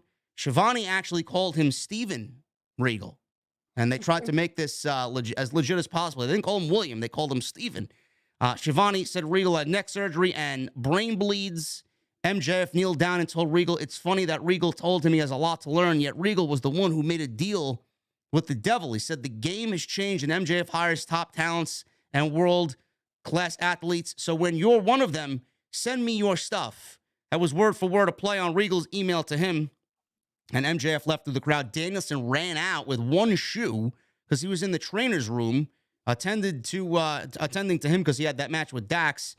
They put Regal in a neck brace. They put him on a gurney, rolled him out, and they even escorted him in an ambulance, Jesse, out of the building. Everything about this was fucking fantastic. I wish the crowd was a little hotter than what we got in Indianapolis, but the wording and the verbiage of MJF, man, fucking fantastic. The new title belt, fantastic.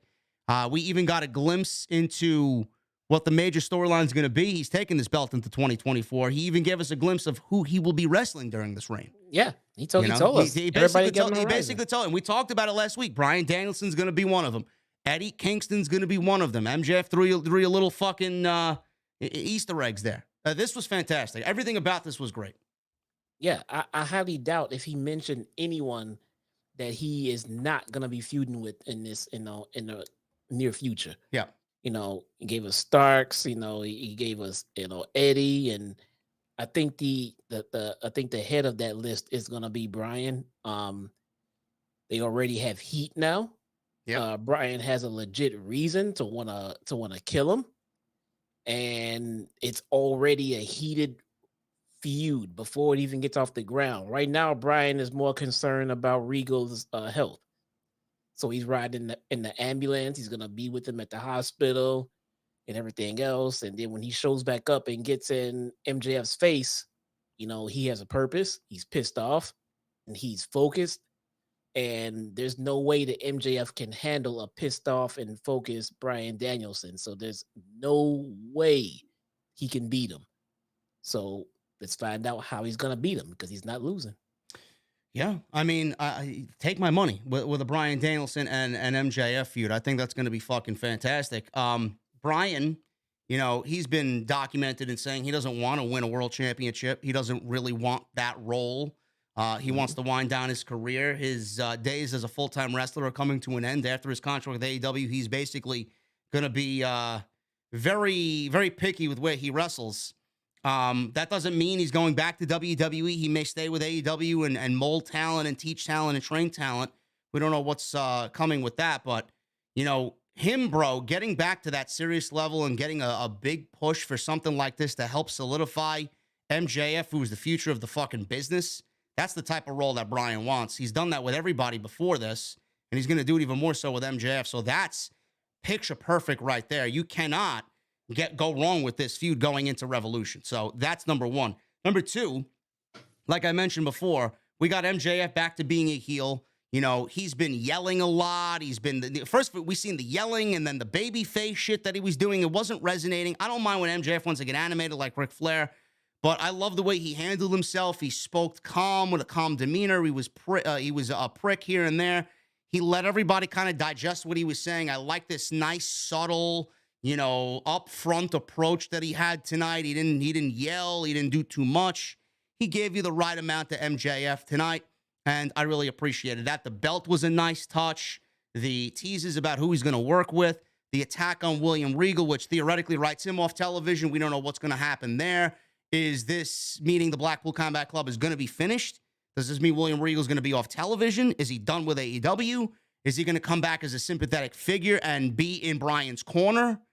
I mean, there's a lot to digest here. There's so much to like about this segment. There is. I mean, and I think what they probably did was plant the seeds for MJF's big match situation coming up down the road of the pay-per-view. He laid out for us his path of getting there. You know, Ricky Starks, you know, like I said, you know, Eddie Kingston, you know, all this stuff. Those guys will all get their chance and they will all fall. And I think Bryan's going to be the first real credible threat with the ability and the reasoning for wanting to kill MJF. So that match at a pay-per-view is going to tear the goddamn house down. Yeah. I cannot wait.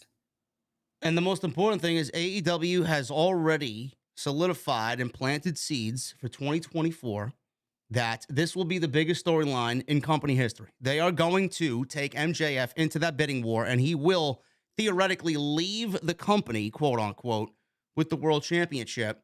And we don't know what's going to happen there, who he will be involved with, who's going to come back and maybe take the title away from him and save the belt, save the most important piece of hardware in AEW. I don't know. I mean, it's already mega interesting to me, which is a great start.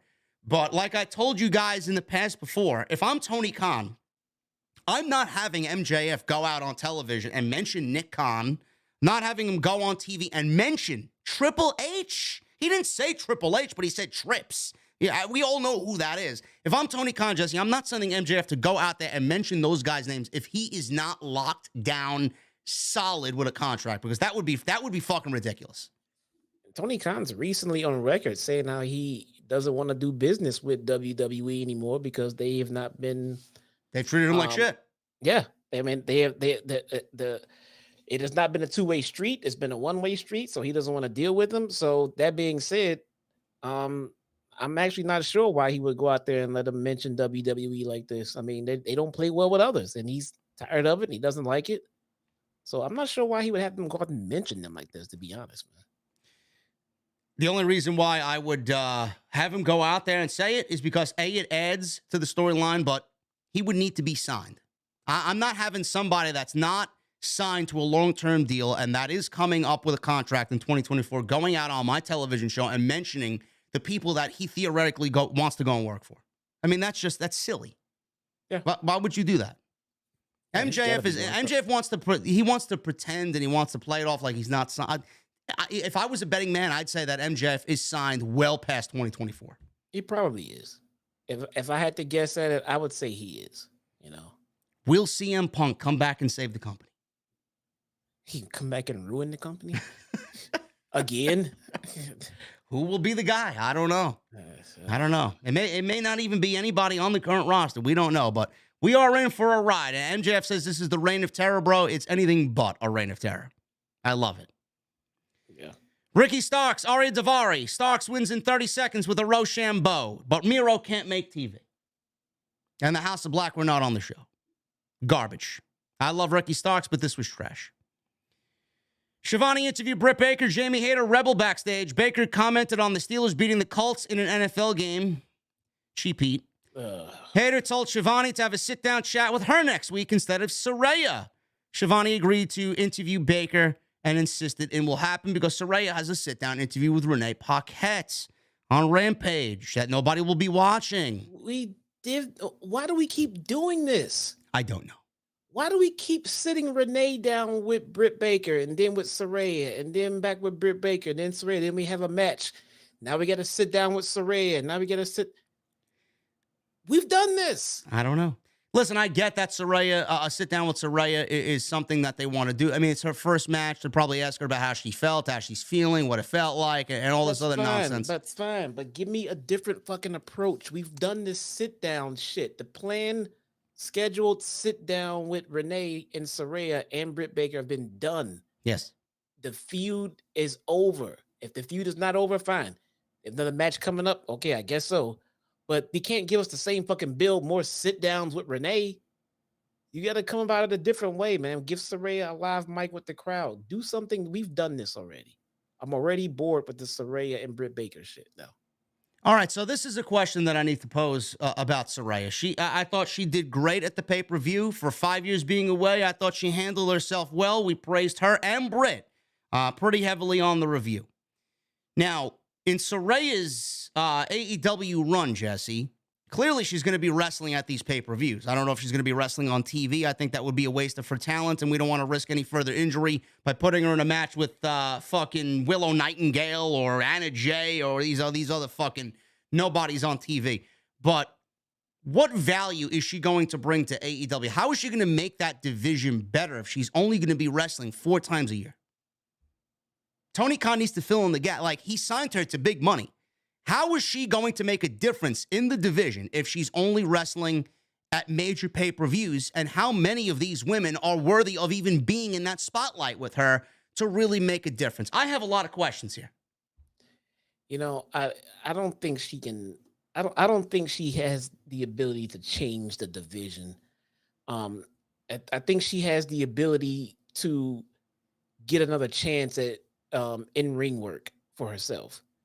You know, I don't think she's any longer in a position to advance the division. I think she's in a position to come along for the ride to help with the division that the other women are bringing along.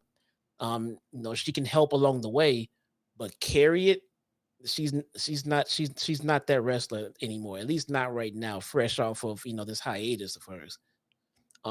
She has a lot to add, and she can and she will. But lead the division, that's not her spot. That's not her job, and she's not in a position to do that right now. That's still Britt Baker's gig for right now. It's going to be interesting. I don't know. I'm not seeing it yet. I want her to be a difference maker. I want her to really live up to the amount of money she's going to be making and the fanfare that she got when she came in. But right now, I'm not seeing it. She's not making the division better by sitting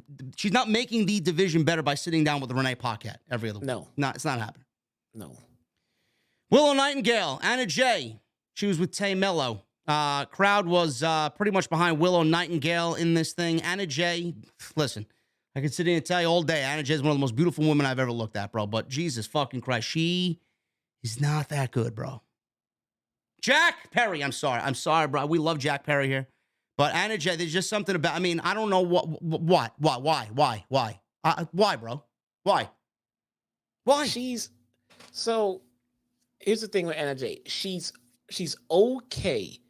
If I had to slot her somewhere, she'd be, in the mid-card division, for the women. As she's being used now as a valet, occasional wrestler here and there. Top of the card, competing for a title is not her deal. The thing about her is that she stopped improving in the ring. From where she started to where she is now, she has gotten better, but it appears that progress has halted, and it seems like she's reached her ceiling. I'm not saying that she can't get better. I'm just saying it looks like the progression has stopped as of now. I don't know if she is not working as hard. I don't know if she's working her ass off and just can't get any better. I don't know. All I'm saying is that it does not appear that she is improving anymore. So that being said, she's in a fine spot for what she can bring to the table on the card. She's normally in a faction. I think she should have stayed in Dark Order. Looks like they're breaking up Dark Order completely. I don't know, but she's in a faction. She's doing character work here and there. That's fine. She's not competing for titles. She's not, in main events. That's fine. She can be in the same boat with Tay and the Bunny and everyone else, right around, floating around that mid-card division for the women. Yeah, there's just nothing there that's jumping out at me as far as, like you said, progression. Honestly, I feel like she's gotten worse in just what I've seen. Like it's not a good look. And then she cringes for the camera and she does this posing in front of the camera. Why? Yeah. Like, why is she out there?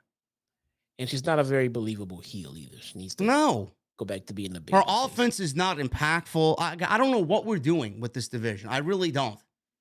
Like, where is Serena Deeb? Where is Sheeta? I don't. Listen, I take Rio every day of the week over this shit. Why? Sheeta's on Dark, hanging out with fucking the lights of Maki. Where Ito is and Emi Athena? Sakura. Where is Athena? Athena is also on Dark, working her heel gimmick, which I heard is very good. It's doing good. Athena is fucking hilarious on Dark. Her gimmick is she's gonna fucking stiff you. Her gimmick is she's gonna fucking beat the shit out of you on purpose. She's gonna fucking, I'm gonna throw potatoes at your face. That's her gimmick. I'm gonna fucking stiff you in the match. It's kind of hilarious. It started off as a mistake, but now it's carried on into her gimmick at this point. So, but she's on Dark consistently with the same gimmick. So is Sheeta.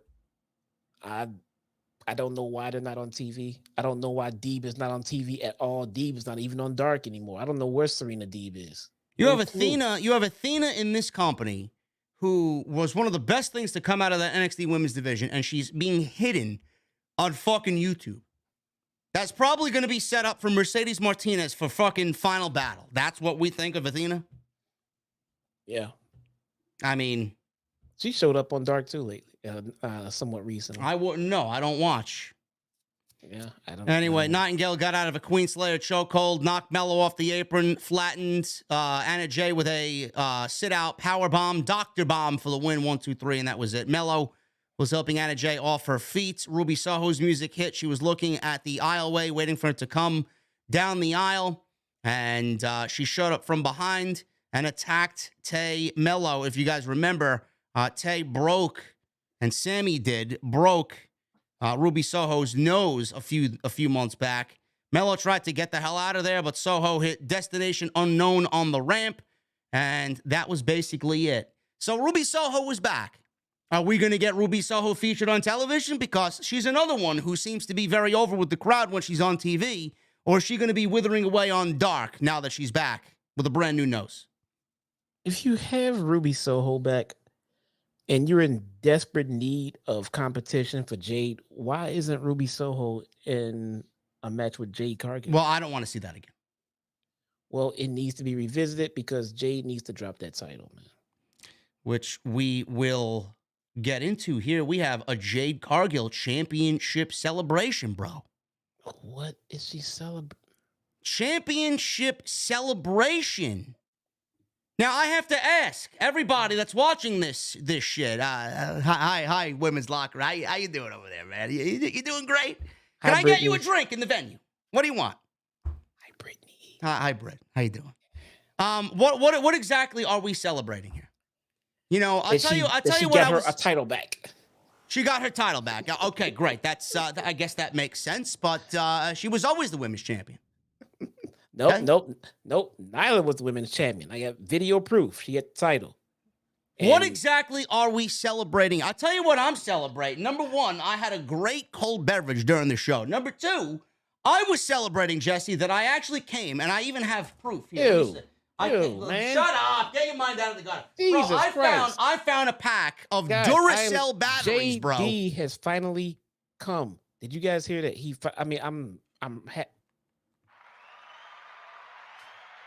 Get your mind out of the gutter, bro. Listen, I was celebrating the fact that I had 2 AA batteries in my desk over here, bro. Enough to put into my TV remote control because it was dying. I was afraid I wasn't going to be able to change the channel, man. So when I changed the batteries out for these new Duracell AA's, I was giving myself a fucking standing ovation, man. Because nobody wants to watch this terrible fucking programming. What are we celebrating here? Garbage? Oh my God, man. Bro, listen.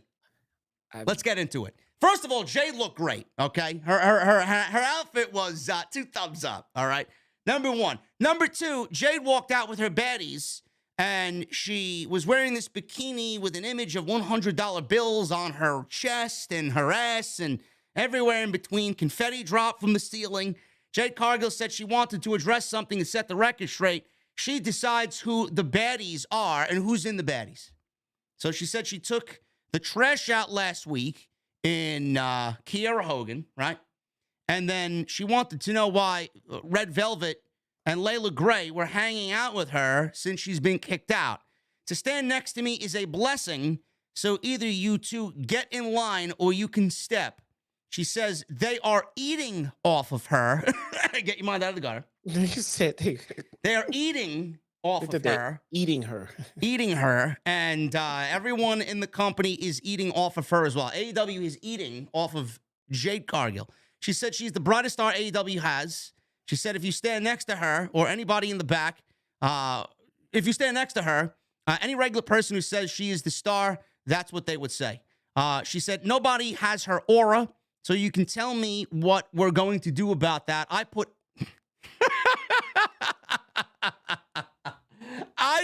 asses in the seats. Oh, man. I'd love to see a replay of that Nyla Rose match where everybody was rushing to the fucking concession stands.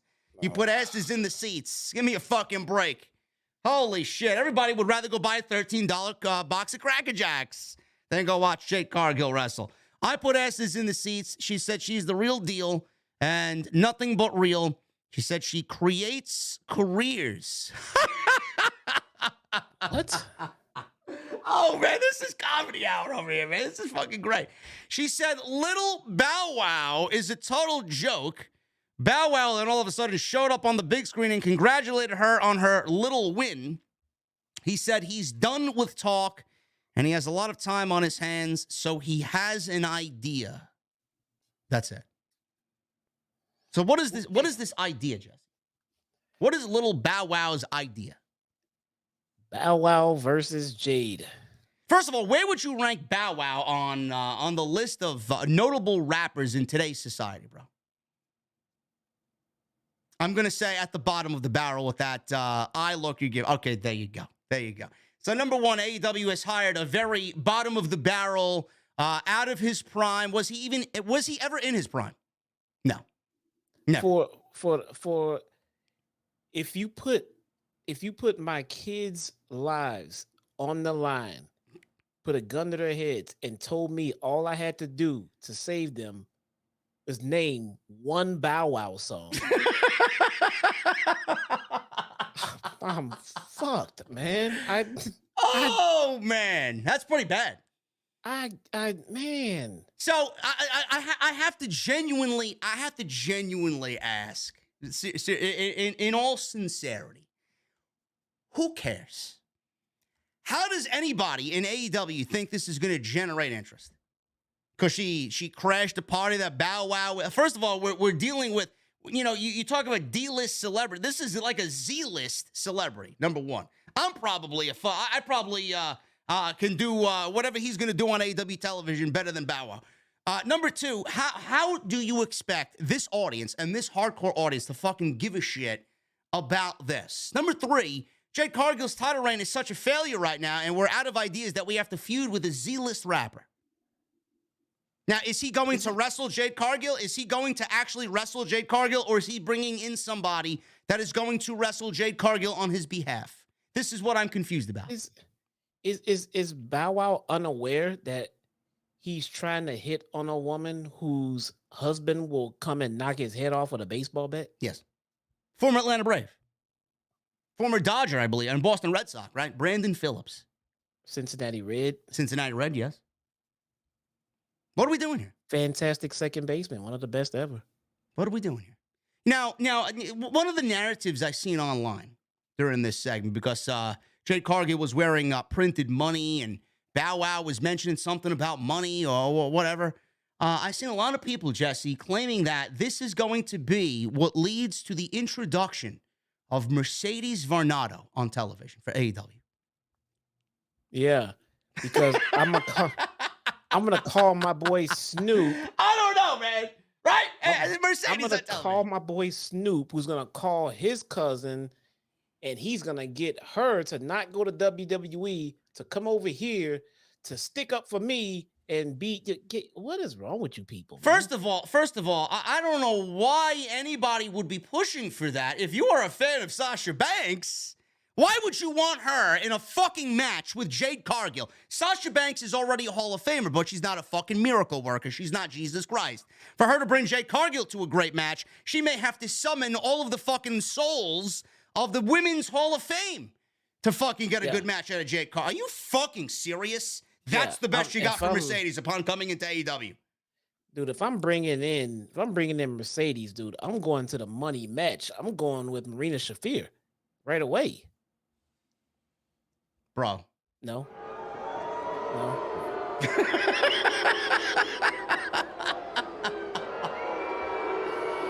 Man, they're letting you have it, man. They're letting you have it in the venue. Come on, man. The fuck is wrong with you, bro? Bro, listen, people. Mercedes, I'm not saying it can't happen, but who the fuck knows what that woman's up to? But as far as I know, she's still listed internally on the WWE roster, and right now the holdup is money. Now, could we see Mercedes Money or Mercedes Monet in AEW? Sure, we can. But you think Tony Khan's going to break out the fucking bankroll for Sasha Banks? And that's the best idea? It's not the first woman I'm putting Sasha Banks in the ring with. Marina Fucking Shafir, kidding me? Right. I mean, no. What? Not Marina Shafir? No. Bro, every time you mention, bro, the crowd is getting rowdy here, bro. Did you see the fan video of Sasha walking through the parking garage in Virginia to go to Raw? I saw Sasha Banks wrestling her dog on Instagram. A fan caught her going into the arena in Norfolk. She was carrying a watermelon. She was with R-Truth and Tamina. She was carrying a watermelon. You can't make this shit up. Are you trolling me right now? No. I've just sent it to you. That means I gotta reach over to my phone and look at Sasha Banks holding a watermelon. She's walking into the arena. She's carrying her luggage and a watermelon. She's walking right in front of R-Truth and Tamina. How long ago? I can't. This is age-restricted content you're sending me, bro. What are you sending me? Age-restricted? No, that's the first one. No, that's Lana. Oh, okay. That's just Lana naked. Don't look at that one. Oh, okay. Yeah, I don't want to see that. Not. She's butt naked. Yeah. When was this? The date, November 28th. Yeah, we're going to put her in the ring against Jade Cargill, right? She's carrying watermelons as of this week. This week. There she is, bro. She's walking in with R-Truth and Tamina into the arena. Sasha Banks is not going to AEW, folks. She's already backstage in WWE. She's not going to AEW. Now the question is, in all seriousness, what is this leading to for Jade Cargill and the TBS title? Who takes this TBS title off of Jade Cargill? I'm waiting for Statlander, man. You're still waiting for Statlander? Yeah, if it's not gonna be Jamie Hayter and it's not gonna be Ruby, I guess. I mean, but I'm waiting for Statlander then. I mean, because clearly it's not gonna be Serena Deeb. I don't know what they're doing with Deeb. I'm just gonna wait for Statlander, man. I'm still reading this shit, man.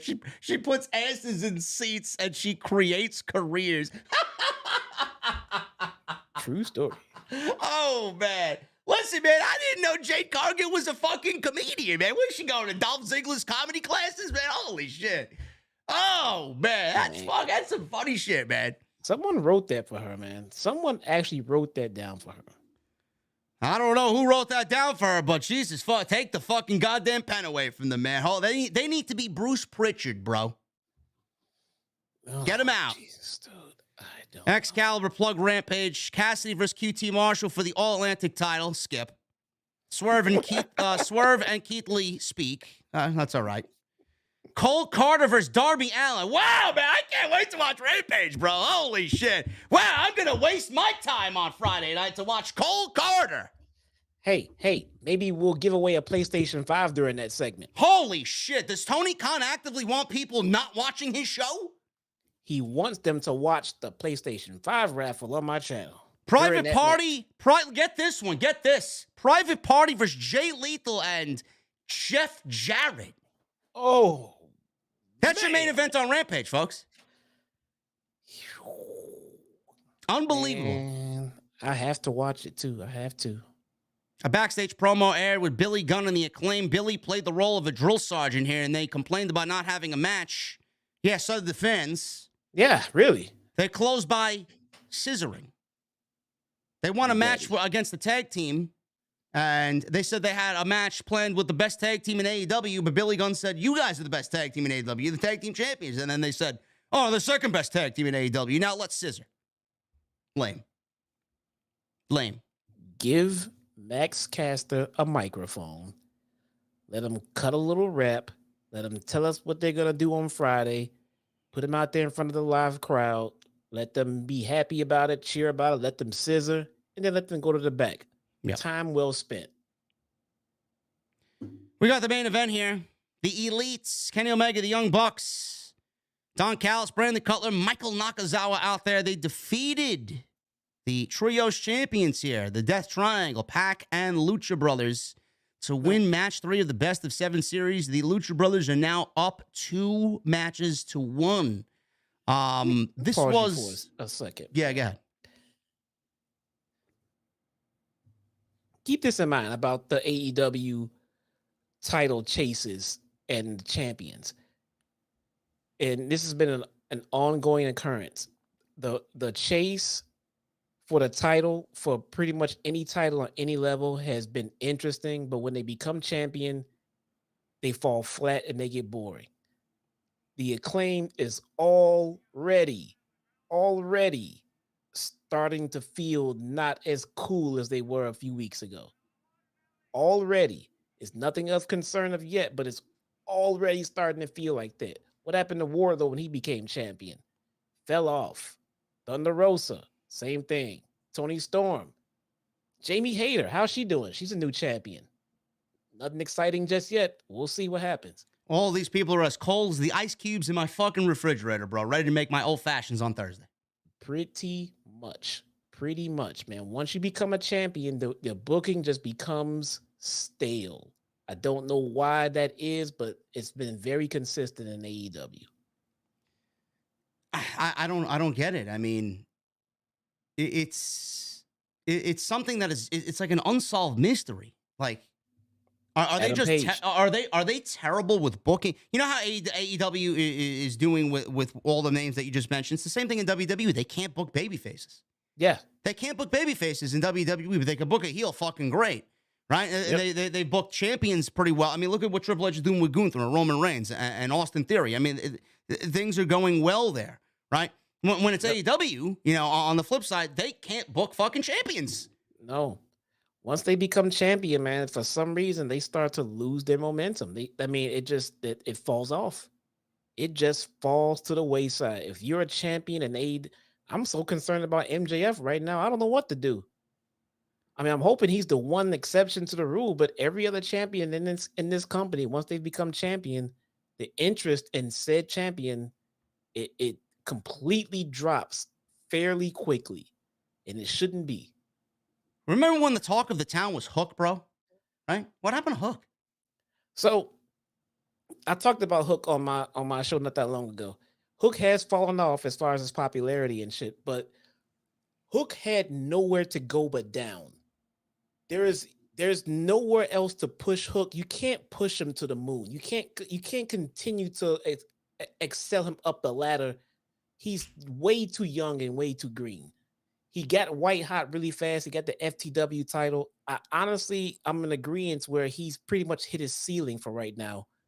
He needs to come back down into training. He needs to get reps. He needs to be in training. He should not be pushed just yet. You keep him on TV, You want to keep the momentum going as much as you can, but if you don't change him, he'll get stale doing the same stick.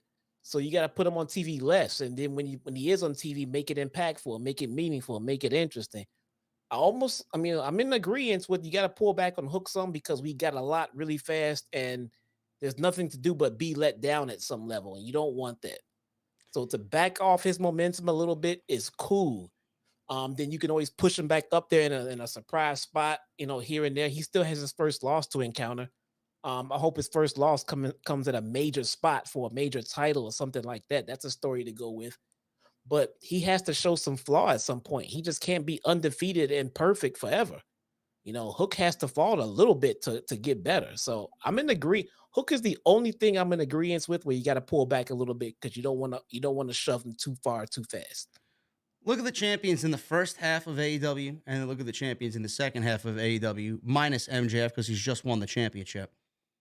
We didn't get that sense in the first half. Look at what they did with the Jericho was a great champion, right? Mm-hmm. The tag team of Adam Page and Kenny Omega, they took the tag team titles and basically, gave you the best tag team division in all of pro wrestling that we've seen in many, many, many years. Look at how great they were as tag team champions. Mm-hmm. And who was the women's champion at that time? It wasn't Britt, was it? Britt Baker. I mean, she didn't have a memorable run as champion, but she was not booked as a bad champion. She was on TV every fucking week. Oh yeah. So if you look at the state of the champions in the first half of AEW and the second half, it is night and day. I don't know why. I don't know what went wrong there.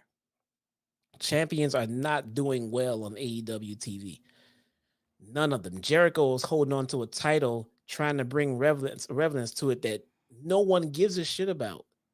No one. Joe is holding on to 2 titles, and no one really knows why. No. You look at you look at the TNT title in the early stages of AEW. Brody Lee holding that title, it felt important. Yeah. Cody Rhodes holding the title, it felt important. What happened? Don't know. Wardlow was the biggest failure of them all as far as chases to champions. I mean, he was white, scorching hot coming out of the MJF situation. He's a titleless guy in the back cutting a promo on Samoa Joe right now. It's ridiculous. It's just lame. The women's titles, Tony Storm, they've all fallen flat. The Lucha Bros tag team title runs. I mean, they're attempting to do something with the trios titles and the Lucha Brothers. I mean, that's honorable, but right now they're caught up. They're literally caught in the best of 7 feud with the Bucks and Omega. Yeah. Jurassic Express failed as champions. No one is succeeding as a champion. Mox is a fucking 3-time world champion in AEW. I mean, he had a decent run as interim champion, but he can't hold it for longer than 5 minutes. I don't know. It's crazy. Anyway, we got this main event. We got the Elite and the Death Triangle here. This was a different feel. This third match had a different feel. Very brawl heavy in the beginning, and then it kind of went into what they usually do towards the second half of the match. The Hammer, which has been the equalizer in both matches for the Death Triangle, actually ended up being their downfall in this match because they just went back to the well once too many times. So the Elite wasted no time attacking Death Triangle on the ramp right at the bell, or before the bell, rather. Pac was sent face first into the entrance ramp, and Omega hit him with a Kotaro Crusher. Bucks held Pac for a charging Omega V-trigger down the ramp. Pac countered with a super kick. Lucha Brothers took out the Bucks with somersault cutters. All 6 guys brawled all over the entrance area. Pac hit a moonsault off the stage. Bucks hit Penta and Phoenix with dueling power bombs on the edge of the apron. Match finally began, and Rick Knox was immediately taken out with a super kick by Matt Jackson. Penta wiped the Elite out with a somersault dive. So this was crazy in the beginning, and then, like I said, a lot of brawling, and then it kind of picked up the pace with what they usually do. We got a Death Triangle hit triple dives, and Penta hit Omega with a Fear Factor, which looked nasty. Super kick party from Matt led to Northern Light suplexes by him before Pac wiped him out. Omega and Pac fought in the corner, and Pac, by the way, still has a broken nose, still wearing that mask. And they fought in the corner before Pac hit a headbutt with his protective mask and an avalanche Falcon Arrow with Omega taking that one for a 2 count. That looked great. Omega was then isolated for the final commercial break of the entire night. Pac hit a snap German. Omega no-sold into a lariat before collapsing. Phoenix and Nick made tags. They went crazy with their offense as Nick hit a Cazadora cutter. He went for a near fall. Phoenix tried a double crossbody on the Bucks, who caught him and hit more bang for your buck to get a close near fall off of that.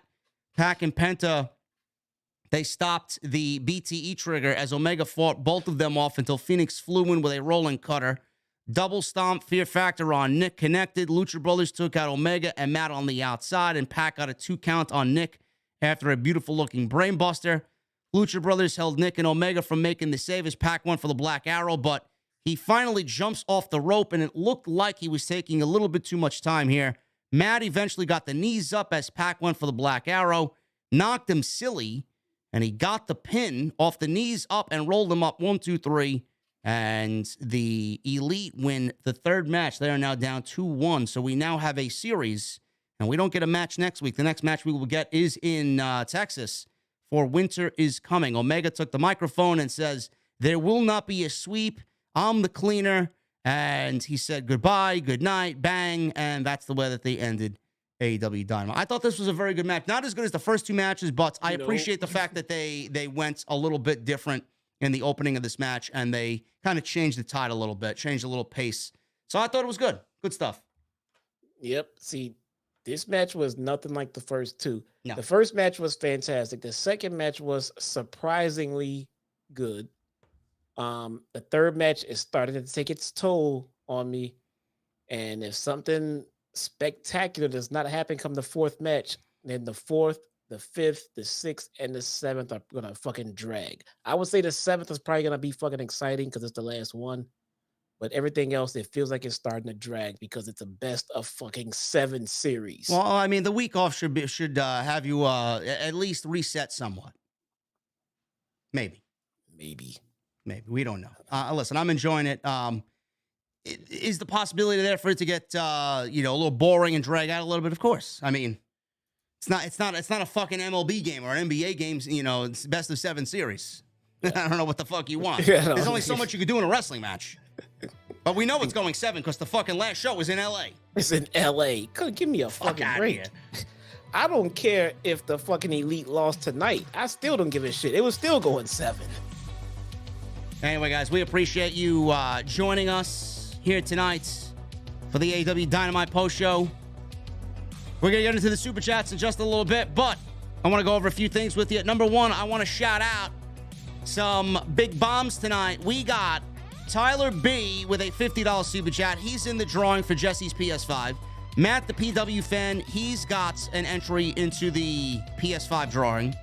We got Antonio, we got Nick Williams, and we got Chris Michael Harris. 5 of you guys are getting an opportunity to win a PS5. So thank you for your generosity tonight. Jesse, when could they watch this raffle unfold?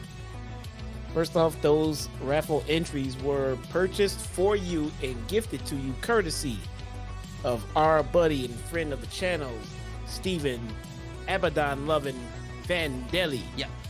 Thank you very kindly, sir. And the drawing of the raffle has been going on for the month of November, and it comes to a conclusion after tonight. It's the last day in November. And this Friday, that's it, bro. We spinning that wheel, man. We spinning that wheel. We giving away a brand new PlayStation 5 courtesy of another friend of the channel's Osaqui Vasquez. Oh, yeah. So join us on my channel. Join me and join us for the raffle spins. Put my, I'll get my name out there in the chat in a second. Just join us and find out if it's you. Find out if it's you, bro. You never know. Try to see if I got a couple more things to give away on that day. I'm gonna surprise some people if I come up with some stuff. But good times, man. Can't wait. There you go. This Friday. Follow me on social media at JDfromNY206. That's Twitter, Instagram, TikTok, and Cameo. Make sure you guys go check out all the other content on the channel. Live streams, videos. There was an extra this week. Tons of YouTube shorts. Go check all that stuff out. All on the homepage. And go get your t-shirt, man. Lucharillas.com. The last week, this week, You got until Sunday, and then after that, it's gone. Lucharillas.com. In collaboration with Off the Script, go and get your t-shirts today. Let's get into the Super Chats. Joseph Taylor with an $11 Super Chat and then a $6 Super Chat to start. JD, Jesse, what is the worst match you two have ever seen in WWE? For me, Randy Orton and John Cena, Royal Rumble 2014. Probably anything with Eva Marie or Alicia Fox, bro. No, it's been quite a few, bro. I mean, can I see this everything 24/7? I mean, it could be a lot, man. I bet Tony Brown just had a heart attack seeing what Jade Cargill was wearing, says Joseph Taylor. You know he is, man. He loves his booty meat. Michelle Moran with a $5 Super Chat. MJF was better off on his own. Maybe Regal heads up to Ring of Honor. Adam Page versus Moxley could be entertaining if done right, and TK needs to do better with Darby. Darby will be fine.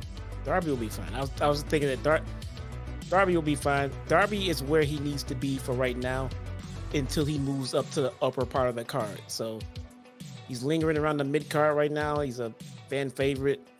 His next step of progression will be going up to the main title. Darby's gonna get a match with MJF at some point. Yeah. And that's gonna be some good shit. The Cake with a $2 Super Chat. I predicted the Burberry title during his entrance. Oh, nice. It's good shit, Cake. Get this guy a shot of whatever he wants then. Yeah, I didn't see it coming. Tony Brown with a 6-month VIP membership. Thank you, Tony Brown. Red, oh my God, Velvet, and Sexy Miss Gray. Yes, they are two lovely ladies. Someone wants to eat some red velvet, I see. Who doesn't like cake, bro? Red velvet cake, bro. JP5150 with a $10 Super Chat. JD, let us all forget about the prior world champions in AEW. Their reigns were all obsolete after MJF won the title. That MJF segment was absolutely fantastic. Hashtag main event player. Hashtag only champ that matters. You know it. MJF's going to be a world champion that is going to go down in the history books, man. That reign needs to be on the level of Roman Reigns. Moretz with a 6-month membership. Thank you, brother. What are you drinking tonight to celebrate 6 months in this fine establishment? Tyler B with 12 months. What are you drinking tonight, brother? Thank you for being a part of the OTS venue. Dom Wappa with a $1.99. Great show. Amazing MJF heat. Hashtag OTFNS. OTFNS. That's great. Thank you, Dom Wappa. Matthew Gomez with a new membership. Matthew, what the fuck are you drinking, bro? Thank you, man. Not today, Jay, with a $4.99. What if the big star that Bow Wow was talking about is Sasha? I don't know what the fuck he's talking about. He didn't really say anything. He didn't say anything about a big star. He didn't say anything about a big star. He says something about getting to work or whatever the fuck. He's got a little idea. He's got a little idea. What's the idea? Instead of start, I got an idea. Get the fuck off television. Get the fuck off television, man. Tony Khan just allowing anybody, any fucking nobody on television. I don't get it. Ricardo Linnell with a $5 Super Chat. Santa Claus, please deliver me the best gift of all. Ronda Rousey and Jade Cargill off of my TV. Hashtag OTS for life. Bro, listen, I have exclusive footage, bro. You know, Ronda Rousey apparently is coming to Raid Shadow Legends, bro. You know, Ronda Rousey is also coming to Pokemon Go, bro. Look, I caught her today. This is me, actual in the world today, bro, catching Ronda Rousey. Look at that. I can't see that. Look at that. You can see that Drowsy? You see Drowsy right there, bro? Yeah, look at that. Ronda Rousey on Pokemon Go, bro. So, this is literally an instance where WWE didn't screw Ronda. Ronda screwed Ronda. Seriously. Ronda screwed Ronda, yeah. They gave her everything she needed. All she had to do was go out there and pretend to enjoy herself. Pretend that she wanted to be there. She doesn't give a shit. Fans can tell she doesn't give a shit. Her work shows she doesn't give a shit. So people stop caring. And now she's gonna get mad again. Ronda Rousey.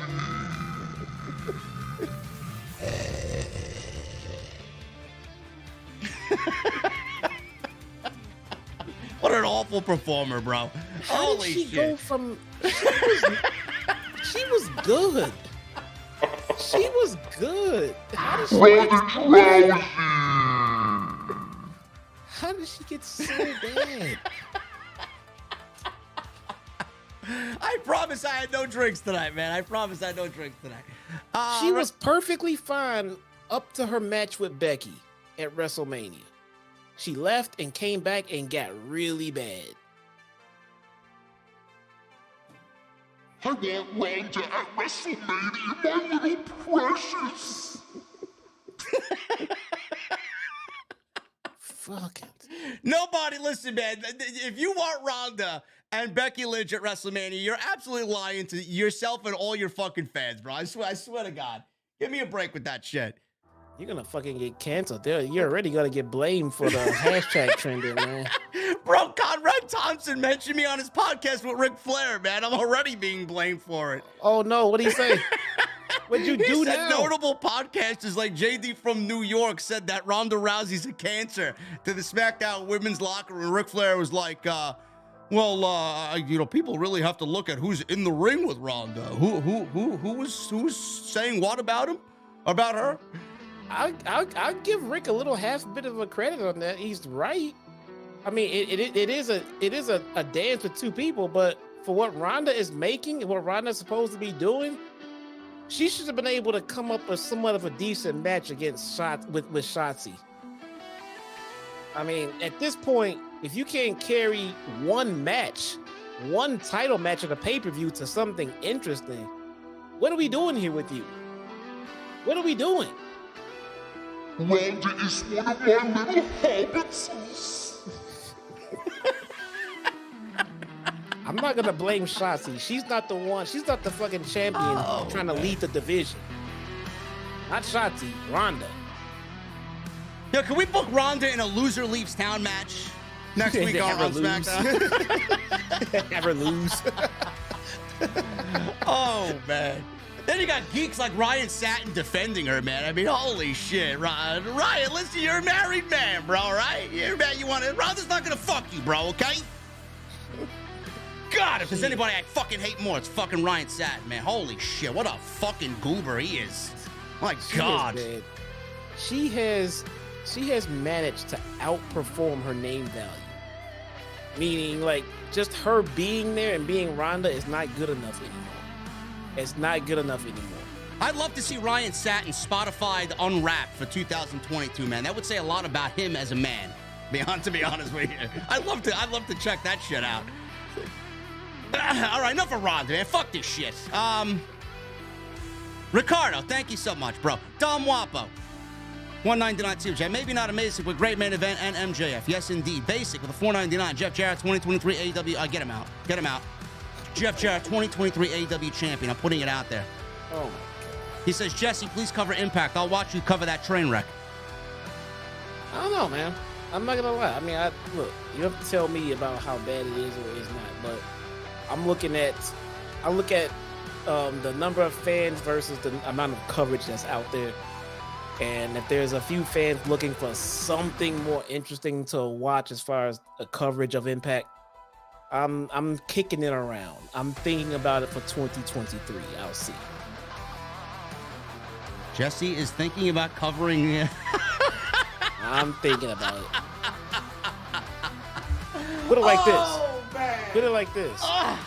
No Jesse, one watches dark. listen, bro. Don't torture yourself, man. Seriously, don't torture yourself, man. No one watches dark. Nobody watches Impact. It looks like more people watch Impact than dark.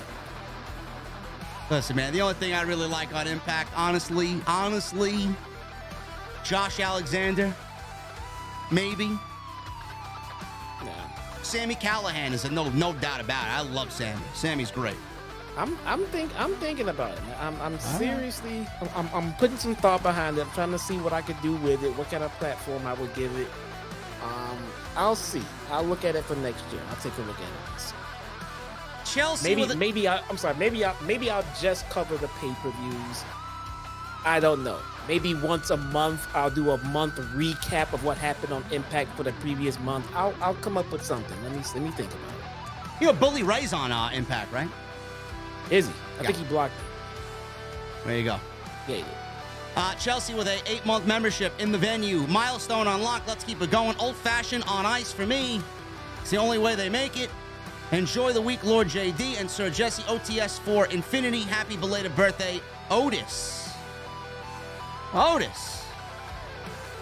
Happy birthday, brother. Oh, it's also Trinity's birthday. Who? Trinity Fatu. Ah, Naomi. Yes. Happy birthday to Naomi. We miss Naomi. Absolutely, man. Tyler B with a $49.99. Thank you, brother. On my phone, couldn't add the penny. Don't worry about it, bro. We got it. Yes, Ace Austin is very good, too. Yes, Chris Bay is very good. Yes, Trey Miguel is very good. They got talent over there. Don't get me wrong, but, I mean, the show is not good. I mean, come on, man. I don't know. Matt, the PW fan with a 100 bomb. Thank you, brother. He says, as soon as MJF took out the breast knucks out of his pocket, I knew he was turning on William Regal. I think this was a way to get him off TV. And I could see TK giving him the keys to Ring of Honor. I mean, that would make sense. I don't want Tony Khan booking Ring of Honor weekly. I don't. No, I don't. He doesn't. That cannot happen at all. Everything is falling to the wayside because of ROH right now. Yeah. Zach Smith with a $6.99 super chat. Much love to you guys. My favorite night of the week. Cleaning school bathrooms and listening to JD and Jesse chat wrestling. Cheers from Canada. Thank you, brother. Thank you. Glad we could keep you busy at work, man.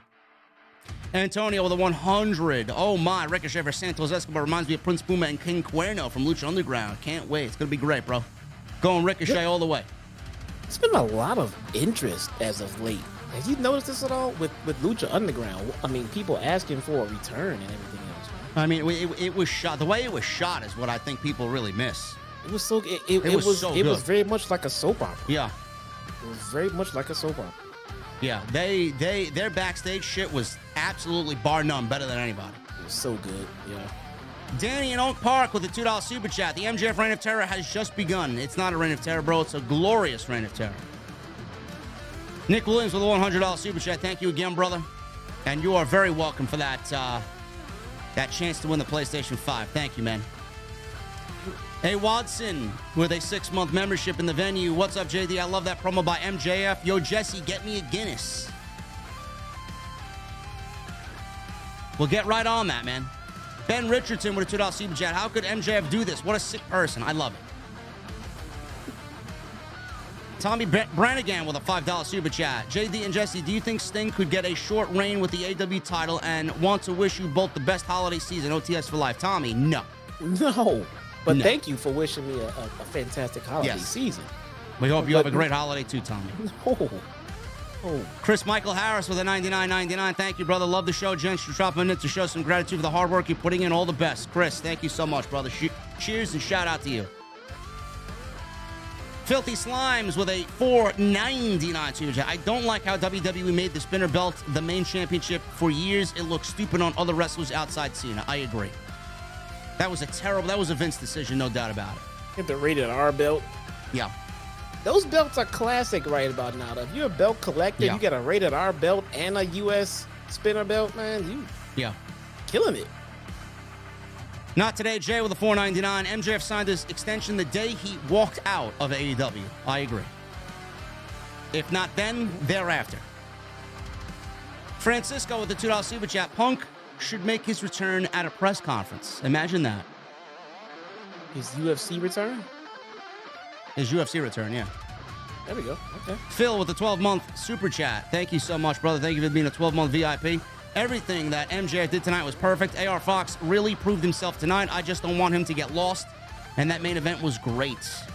And Phil with another $9.99 super chat. Jade Cargill continues that the worst segment on television as we weren't celebrating a single thing. I celebrated that the segment was over. OTS for life. P.S. You were right. Much love, guys. Thank you, Phil. We love you, brother. And thank you for the 12 months and the $10 super chat. It was so awkward and quiet and I will weird. say, you want a little dose of positivity in regards to Jade Cargill. All joking aside, I think she has gotten a lot better as far as carrying herself in a promo. I just think her cadence, there's something about her cadence. I don't like the way she accentuates her words and finishes a promo. Sometimes it doesn't sound natural, but she's a lot better than what she was. That's what I'll say. Tonight's promo sounded like everything was important to her, but not to anyone else. Yeah. At all. Yeah. Like she felt passionate about what she was saying, and I was sitting here looking like, we don't give a shit. Like, what are you talking about? You got your title back from someone who stole it, and you couldn't get it back for a month. You look stupid. You out there trying to chase your own title like the 24/7 title or something. It just didn't feel right. No. It didn't feel good. It didn't feel right. It was unenjoyable, and it was a little bit awkward. So I did not enjoy this segment at all. We got a $4.99 super chat from Issa. We love Issa. Issa. Bow Wow via satellite from 2005 was the last time he was relevant. What the fuck was that promo? On a Motorola Razr. That's what I don't know. We're in, Issa makes a point, bro. We're in 2022 and fucking Bow Wow looked like he was on a fucking T-Mobile sidekick. What the fuck is that? I don't know. I don't know what he's doing these days. I know it's not anything. Do you see how I look? Do you interesting. see how Jesse looks? Why do we have better quality and sound than Bow Wow, who's worth millions, and AEW, who's run by a multi-millionaire? The fuck are we doing, bro? Why are we working with Bow Wow?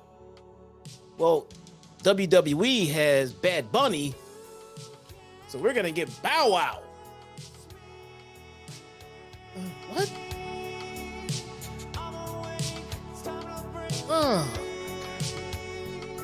Ridiculous. Miggy Saito with a 125 in super chat in his currency, which I don't know what this is. I'm glad that JD found a battery for his remote.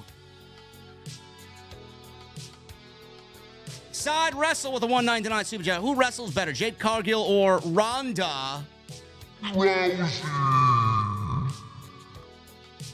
I will take Dana Brooke. The fifth. I'm going Dana Brooke. She's the hardest worker, you know. She's there, the first one there and the last one to leave. Now, if you ask me who's better, Jade Cargill or Tamina, nobody's greener than Tamina. I'd probably go Tamina Snuka. I don't know, man. This just seems like Bro, who would win in a match? Jade Cargill, Ronda Rousey, Tamina Snuka, or Eva Marie, bro? I'll take Ronda, man.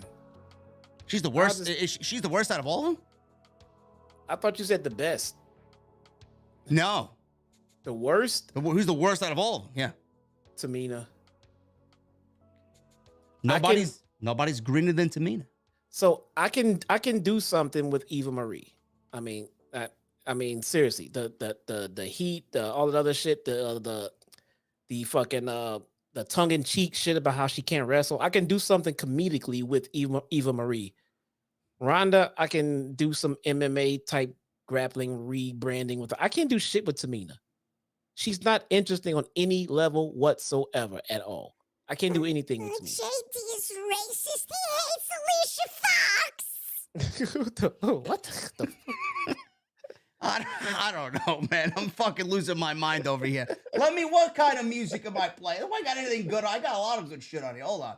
Yeah, there is nothing to do with Tamina. I mean, I can get Ronda back to year one form. You know, I can do some comedic shit with Eva Marie. Tamina is an absolute waste of a paycheck. I don't know what she's making, but donate that shit to charity, man. Not today, Jay, with a $4.99. Now that I think about it, forget about my last super chat because Sasha plus Naomi are still on the WWE Superstar list on their website. Duh. Okay. Thanks, not today, Jay. I appreciate you, bro. Joseph Taylor with a $5 super chat. Sasha Banks would have to be Jesus Christ to give Jade Cargill a 5-star match. Bro, Sasha Banks, we love Mercedes. I don't think Mercedes can bring a fucking 2-star match out of fucking Jade Cargill. Has not to do with anything Mercedes. No. Captain Solo. Thank you for the $5 super chat, bro. Which show is worse to you, NXT or Impact? Why are your fans trying to torture us tonight? Oh, man. Clearly. Listen, man. NXT sucks, man. NXT is fucking horrendous television, but listen. I would take that over Impact any day of the week, man. So, I'm gonna send this to you. Go. I gotta send you this shit. And I'm proud to say I'm one of those 8 people that watches Impact weekly, says Captain Solo. Great, man. 8 people weekly, man. That's a lot of people. OTS for life. Thank you, bro. Phil with a $4.99. AEW simply doesn't know how to book babyface champions. The chase is always the great thing. The destination is always the downfall. It's sad. Absolutely, Phil. You nailed it, bro. Is Issa still here? Issa is still here. Issa, I tweeted you something. I need you to take a look. Oh, by the way, now she's in the chat. I was gonna text her earlier. I got stuck with Evil Genius today as he kicked my ass in my 5th day of training. Issa says Nikita Lyons wrestling John Cena in NXT. Listen, man, we love Nikita Lyons. Wait, who sent you that? Issa. Oh, yeah. Yeah. Issa, I wanna congratulate Issa. I'm very proud of Issa. Issa was at the WWE press conference after Survivor Series, and Triple H called upon her to ask a question. Yes, he did. I want to know how to get. I want to know how to get involved with this, because I have a lot of questions for Triple H, man. Seriously, they don't like me, so I probably will never be there. But I'm proud of Issa, man. That was great. I'm glad we get that little Issa tweet out she there got represent. blew up, which was a nice thing to see. Glad Issa's out there representing the OTS family. Yeah, very proud of Issa. And yes, we love Nikita Lyons here. Yes, Nikita. So did you get the Evil Genius? I'm putting over my 5th day, bro. Don't worry about it. Training with Dr. Evil Genius in the chat. I'm sore as a fucking. Actually, I feel all right. I'm not that bad. I'll be all right for Friday. Daniel Rodriguez on $4.99. Idris Inoue trolling Kenny Omega on his Twitter as a possible joke is hilarious. They have fans attacking him. I don't know what the fuck is going on there, bro. And who knows who Idris Inoue is if you don't watch NXT? Did you get the tweet? Genius, do you want to get me heat in the chat, bro? Holy shit. I've never seen John Wick before. There you go. I'm not alone. Now I'm two movies ahead of Jesse, though, so you can't say nothing now. Right? All I need is to watch is the 3rd. And the rest of the 2nd one. I think we got like half an hour left to go. Actually, I'm enjoying John Wick 2 better than John Wick 1. Did you see the tweet I sent you? What tweet? What tweet? The last one with Nikita Chi-Town Smark facing John Cena. Yes, I saw that. Yes. What the fuck was that? She tried to go for a spinning kick, and I don't know. Her knee buckled. Is that what it was? She was going for. There was no one around her to kick. I don't know.